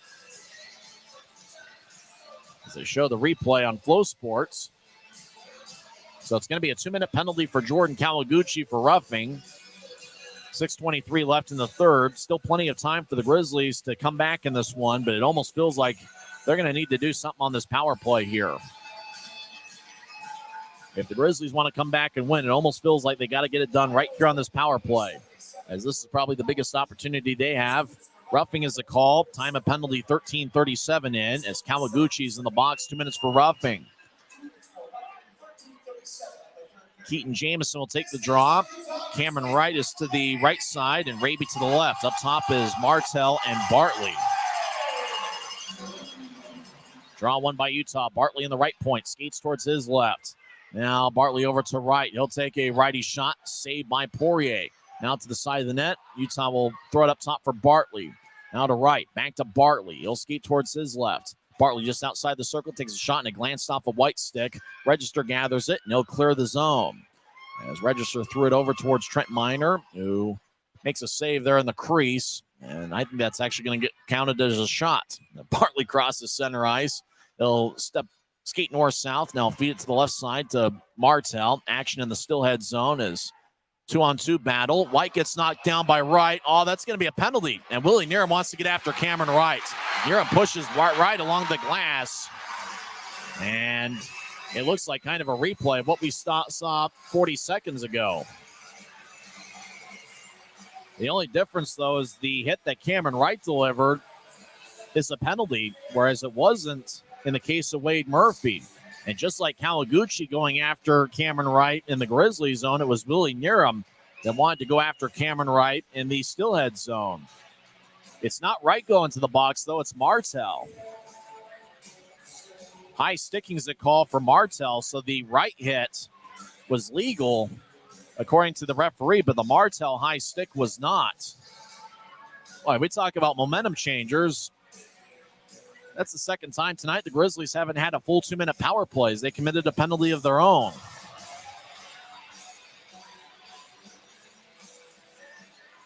I wonder if they got the wrong guy in the penalty box. I don't know for sure, but Wright delivered the hit. That got the fans fired up when they showed it on the replay.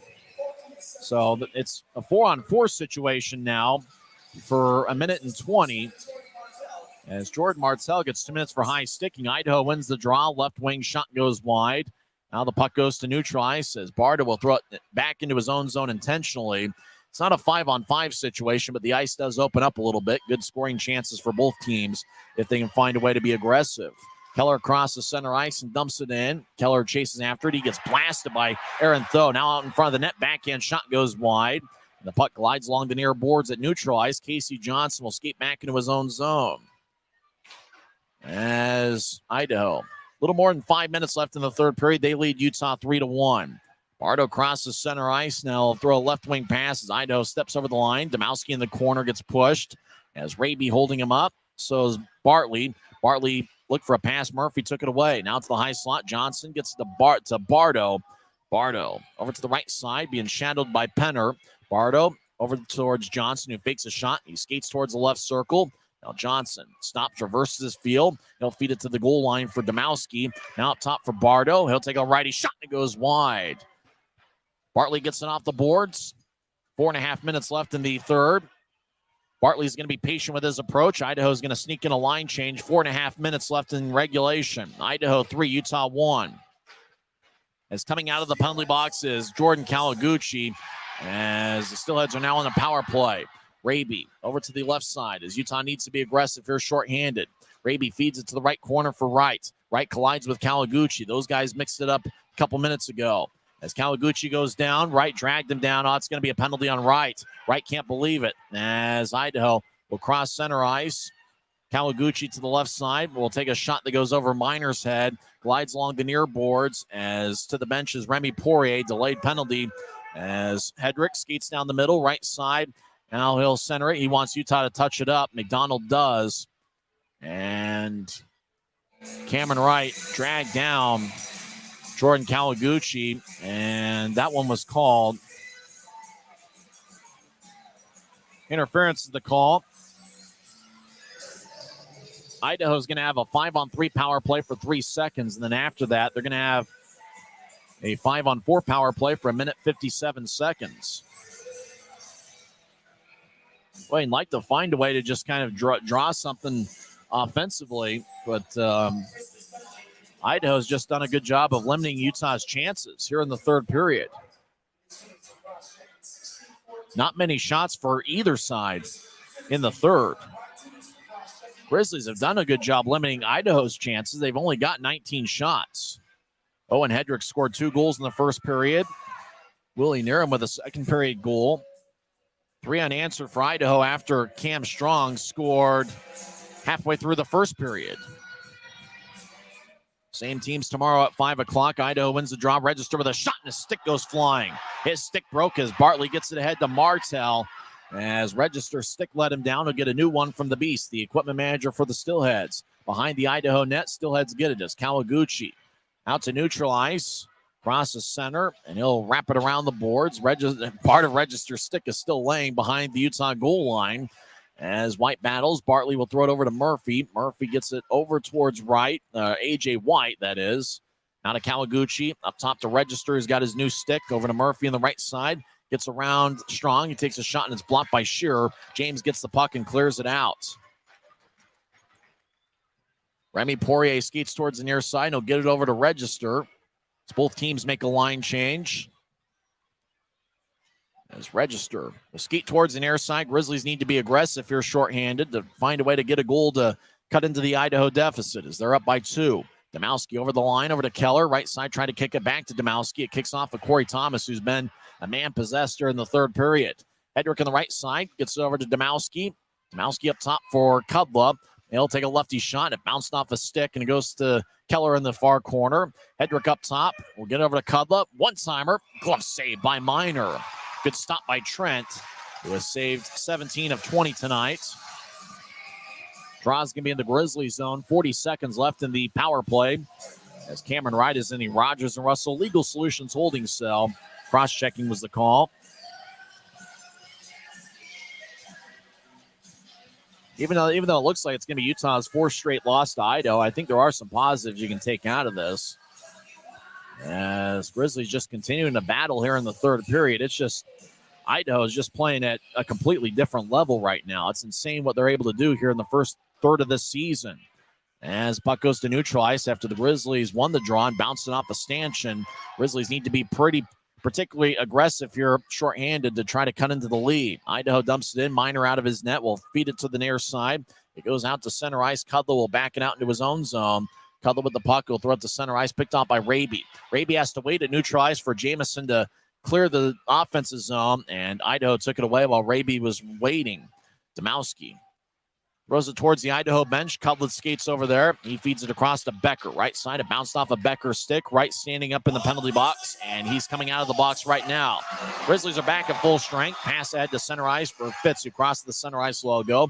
Gets to the left side. Gets hit in the corner. Fitz still with the puck. Looked to center to right out in front, and he couldn't get a stick in the way to make a contribution there as Hedrick goes to the far side for Bardo, who will bounce it off the far glass. Utah's net is empty as icing is called on the Steelheads. 1:23 left in the third. So the Grizzlies' net is empty. 6-on-5. As looks like Utah's going to use their one timeout. We'll keep it here as Ryan Kanaswich has the clipboard out. Jared Pike, the assistant there. Looks like more of a piece of paper than a clipboard that Kanaswich has. He's going to talk with his six-man unit with Trent Miner on the bench. His backup tonight is Eric Dopp, who got the start on Wednesday and saved 33 of 39.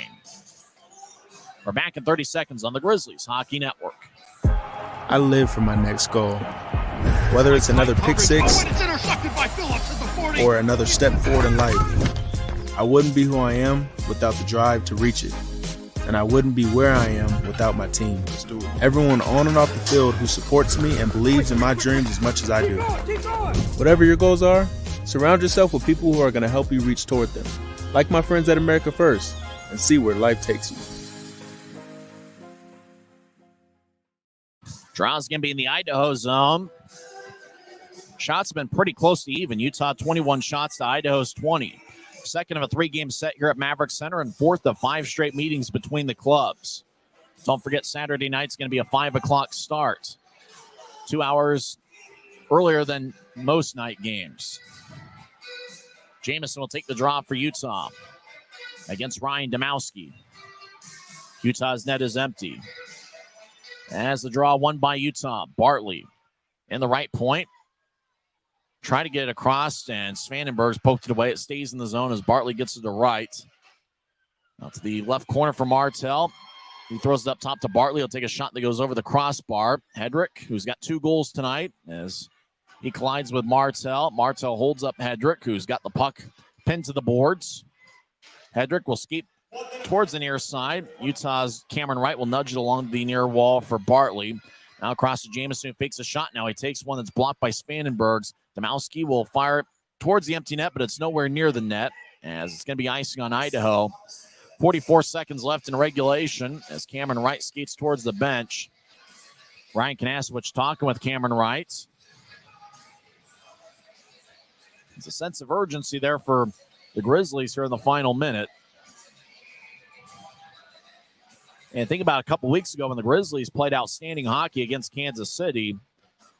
But here against Idaho, a team that's just loaded with talent. And it's just been all Steelheads.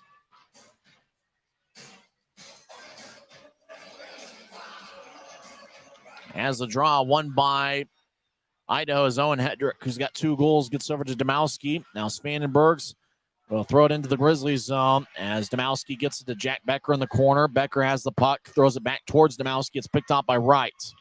30 seconds left. Right to Martell in the left wing. Martell skates towards the circles. He steps over the blue line. Now up top to Raby. Raby skates towards the left circle. Now around the net. Raby looking for a wraparound. I tried to find Cameron Wright. Passes wide of the mark. Wright gets to the puck and he'll throw it to Bartley. Now to Martell. One-timer. A save by Poirier. I don't know how he made that one. I think Poirier's even looking around going, where's the puck? And it's right about his ankles. Those babies in the refrigerator as there's 13 seconds left. Idaho leads 3-1. As some fans head to the exits, and it looks like Idaho is going to win their 10th in a row. Jamison's going to take the draw against A.J. White, the Steelheads captain. And the draw won by Utah as Grizz get it over towards Raby. Now right in the right side. He'll take a shot that's blocked. Wright gets it back, trying to fire towards the net. It gets poked away. 2 seconds left. Idaho clears the zone. Fire to the empty net, and they score. They score right there at the buzzer. Is that Owen Hedrick or is it Kawaguchi? That doesn't matter, as it looks like the final score might be 4-1 as Idaho threw it towards the empty net, and it looked like it crossed the goal line before time ran out. As the referee has awarded a goal for Idaho as the Steelheads get a 4-1 victory as they scored an empty netter right before the buzzer. Same teams tomorrow night, 5 o'clock start, 4:50 pregame show, 5:10 face-off. Cam Strong scored halfway through the first period on a power play tally, and Idaho scored 4 unanswered. Owen Hedrick with 2 goals, Matt Register with 2 assists, Willie Niram with a second period goal. Idaho's now won 4 in a row, or won 10 in a row. Utah has now lost 4 in a row as the Steelheads record goes to 24-3-0-1 on the season. The Grizzlies record falls to 11-16. Post-game show starts in 30 seconds. Once again, the final score at Maverik Center, the Idaho Steelheads 4 and the Utah Grizzlies 1.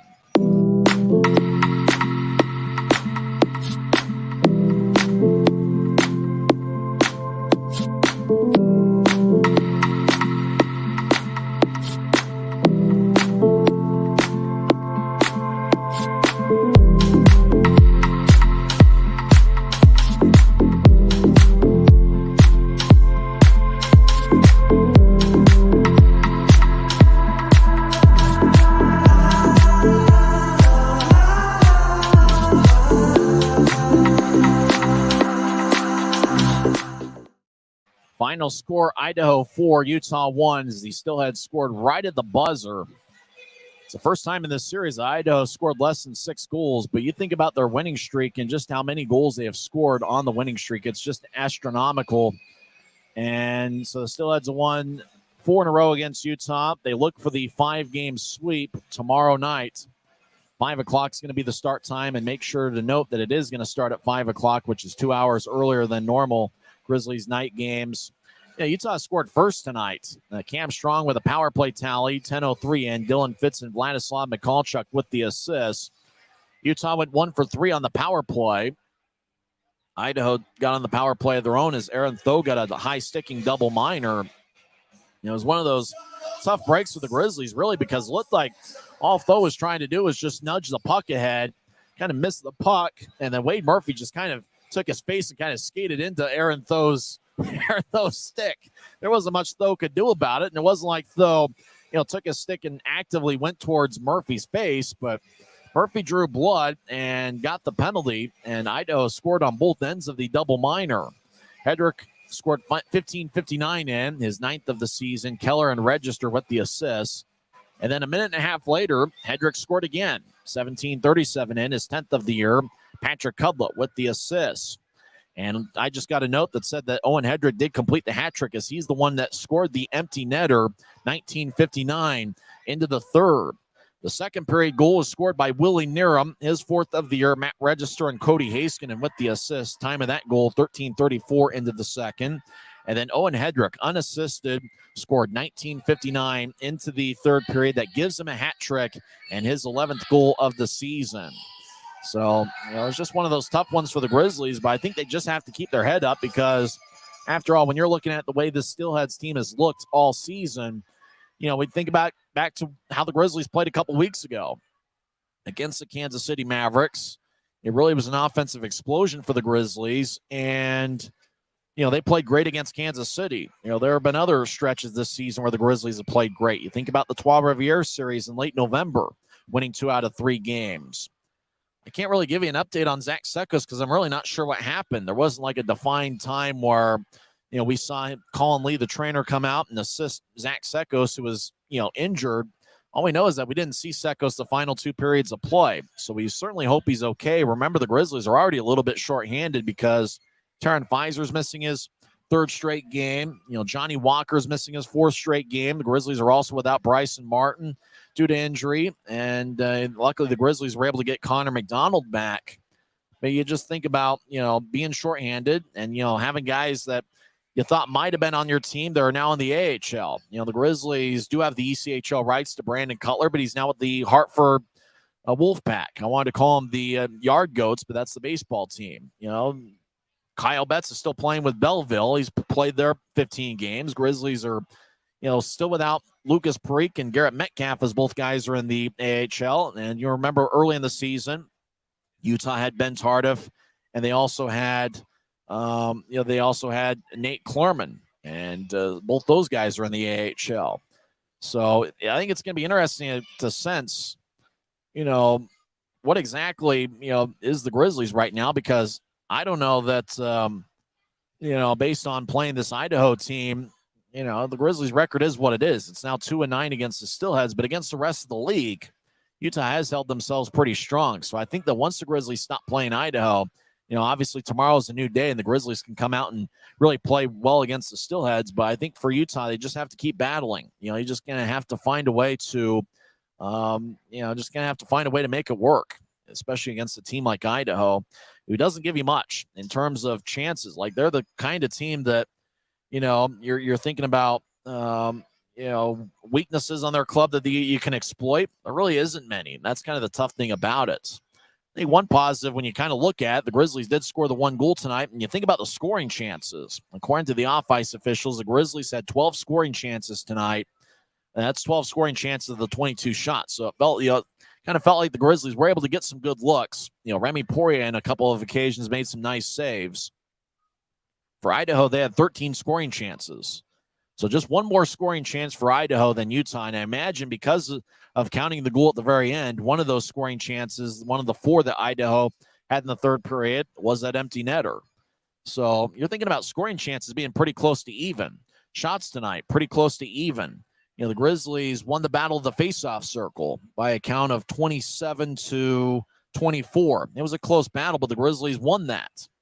There have been some other things the Grizzlies did a good job of. And I think Trent Miner had a pretty decent game in net. 2 of the 3 goals were on the power play. And I think about the second period goal. I don't know there's much you can do about that play when Register makes the kind of pass that he did, and somehow Willie Nairn was able to collect the pass and put together the kind of shot that he did. I think it was just a great play by the Steelheads. I don't know there's much the Grizzlies can do about that. So you head into tomorrow, and I think the Grizzlies, just going to have to keep battling, because I think the chances have been there. And obviously, it's frustrating having lost 4 in a row to the Steelheads. But, hey, tomorrow's going to be a new day, and we'll see if the Grizzlies can find a way to get those 2 standings points, as Utah is certainly going to need them as their record falls to 11-16 on the season. Other action in the league, as we're about set to wrap things up here tonight. Currently in overtime at the Monument, Tulsa and Rapid City are tied at 3. Kansas City over Iowa 5-2. Allen over Wichita 5-3. Greenville defeats Savannah 7-4. Florida over Atlanta 6-3. Fort Wayne defeats Toledo 6-2. Maine over Trois Rivières 5-2. Reading over Wheeling 4-2. Newfoundland defeated Kalamazoo 4-3 in overtime. Indy over Cincinnati 9-6. Atlanta defeats Jeff Carr's Norfolk Admirals 4-3. And Adirondack defeats Worcester 4-3. Here at Maverik Center, we had another great crowd. You think about 6,325 on Wednesday night in the series opener. It was the most on a Wednesday night since February of 2012. Well, tonight, a crowd of 6,927. 6,927, just about 7,000. We're here at Maverik Center tonight. They saw an interesting game. The Grizzlies were able to get one early, but, the Steelheads just found a way once they got that lead to just kind of suffocate things. Despite that, the Grizzlies were able to get some scoring chances. It's just, just couldn't find a way to get many past Remy Poirier, who over the last 2 games against Utah has saved 39 of 40, as he had an 18-save shutout last Friday. He saw 22 shots tonight. He stopped 21 of them. Let's get to the 3 stars of the game. The number 3 star is Willie Nairn. Nairn, with the wearing number 29, had 1 goal. Now we've got the second star is going to be Matt Register. He had 2 assists. Now we're not sure about that number 1 star, just how many goals Owen Hedrick had. The piece of paper we got after the game said that he had scored to complete the hat trick. Now you look at the ECHL box score, they've credited the goal to Kawaguchi. Time of goal 1959 in. It's Kawaguchi's team leading 15th of the year, if it is him. I think if you're and really I've kind of gotten a report that said that it's possible that the puck didn't cross the goal line before time ran out. And so the goal shouldn't have counted. And really the only thing that matters is in goal differential and a couple other things. They might look it over just to see what exactly the final score of this game is. But as of right now, it's the Steelheads 4 and the Grizzlies 1. And, tomorrow, as we said, is a new day. Are the Grizzlies going to start Trent Miner, who only saw 21 shots? Or are we going to see Eric Dopp, who's the current backup? Dopp got the start on Wednesday. I think if you're Idaho, it's a luxury to have Adam Scheel and Remy Poirier. And it's kind of interesting when you think about the all-star balloting and how the all-star teams are selected. There's only one Idaho Steelhead on the all-star team, and that's Jake Kupski, the goaltender who's currently in the AHL. So you're thinking about a team full of all-stars right now based on how Idaho has looked so far. I mentioned the guys out for the Grizzlies. We didn't even mention Andrew Nilsson, who was out of the lineup tonight, and Nilsson is Utah's all-star representative. That was announced 2 days ago, this past Wednesday. So, the Grizzlies have had some injuries, and we're not entirely sure what happened to Zach Sekos in the first period. I think all we know is that, thinking about tomorrow, you hope Sekos can go. You might be able to hope that Taryn Pfizer can go. I think that, you're looking for really a lot of what they did tonight. I thought it was a good effort. The 2 power play goals are tough. And as we said, it was kind of a tough break there on where the penalty came from Aaron Tho. And that's kind of the thing that's been frustrating about this series. It doesn't seem like the Grizzlies have been able to catch much of a break. And I know I got on the officials a little bit there in the second period when it looked like Tho got tripped up and nothing got called. And then there was kind of a trip that, the referee saw something there. I mean, the stick was near the legs, the one that Jamison got very early in the third period. However, that one gets called. It's just like, catching the breaks between something getting called versus something not getting called. And the Grizzlies just unfortunately haven't been on the right end of those things. And, it's just, I think for the Grizzlies, can they find a way to catch a couple breaks tomorrow night? Because, you think about how good Idaho is. I think the Grizzlies, if they get a couple of those breaks, I think they got a good chance tomorrow. But, it remains to be seen. And you think about, going forward, the Grizzlies only have 4 home games in the month of January. So, you got to get your tickets tomorrow night, 5 o'clock start. It is 2 hours earlier than normal night games. Come out, enjoy some fun hockey, and ring in the new year with the Utah Grizzlies. So, and we've had 2 great crowds here at Maverik Center, and hopefully we'll have another great crowd for New Year's Eve, as 6,927 were here at Maverik Center for this Friday night showdown. Well, that'll wrap things up here from Maverik Center. We hope you enjoyed the broadcast and not necessarily the final outcome. Once again, in 2 hours and 19 minutes and in front of a crowd of 6,927, Owen Hendrick had 2 goals. Looks like Matt Register had 2 assists. Jordan Kawaguchi with an empty netter right at the end, and Willie Needham added a goal. Grizzlies scored first tonight as Cam Strong scored on the power play, 10:03 in. Strong has a goal in back-to-back games for Utah. Zach Sekos' 4-game point-scoring streak came to an end. He got hurt in the first period. We're not sure. We're really not sure about his availability for tomorrow. Trent Miner stopped 17 of 20. He gets the loss to go to 3-8 on the season. Remy Poirier gets the victory, and his record goes to 9-1-0-1. Next broadcast will be on Saturday night, 4:50 pregame show, 5:10 face-off. Until then, I'm Tyson Whiting, and it is what it is.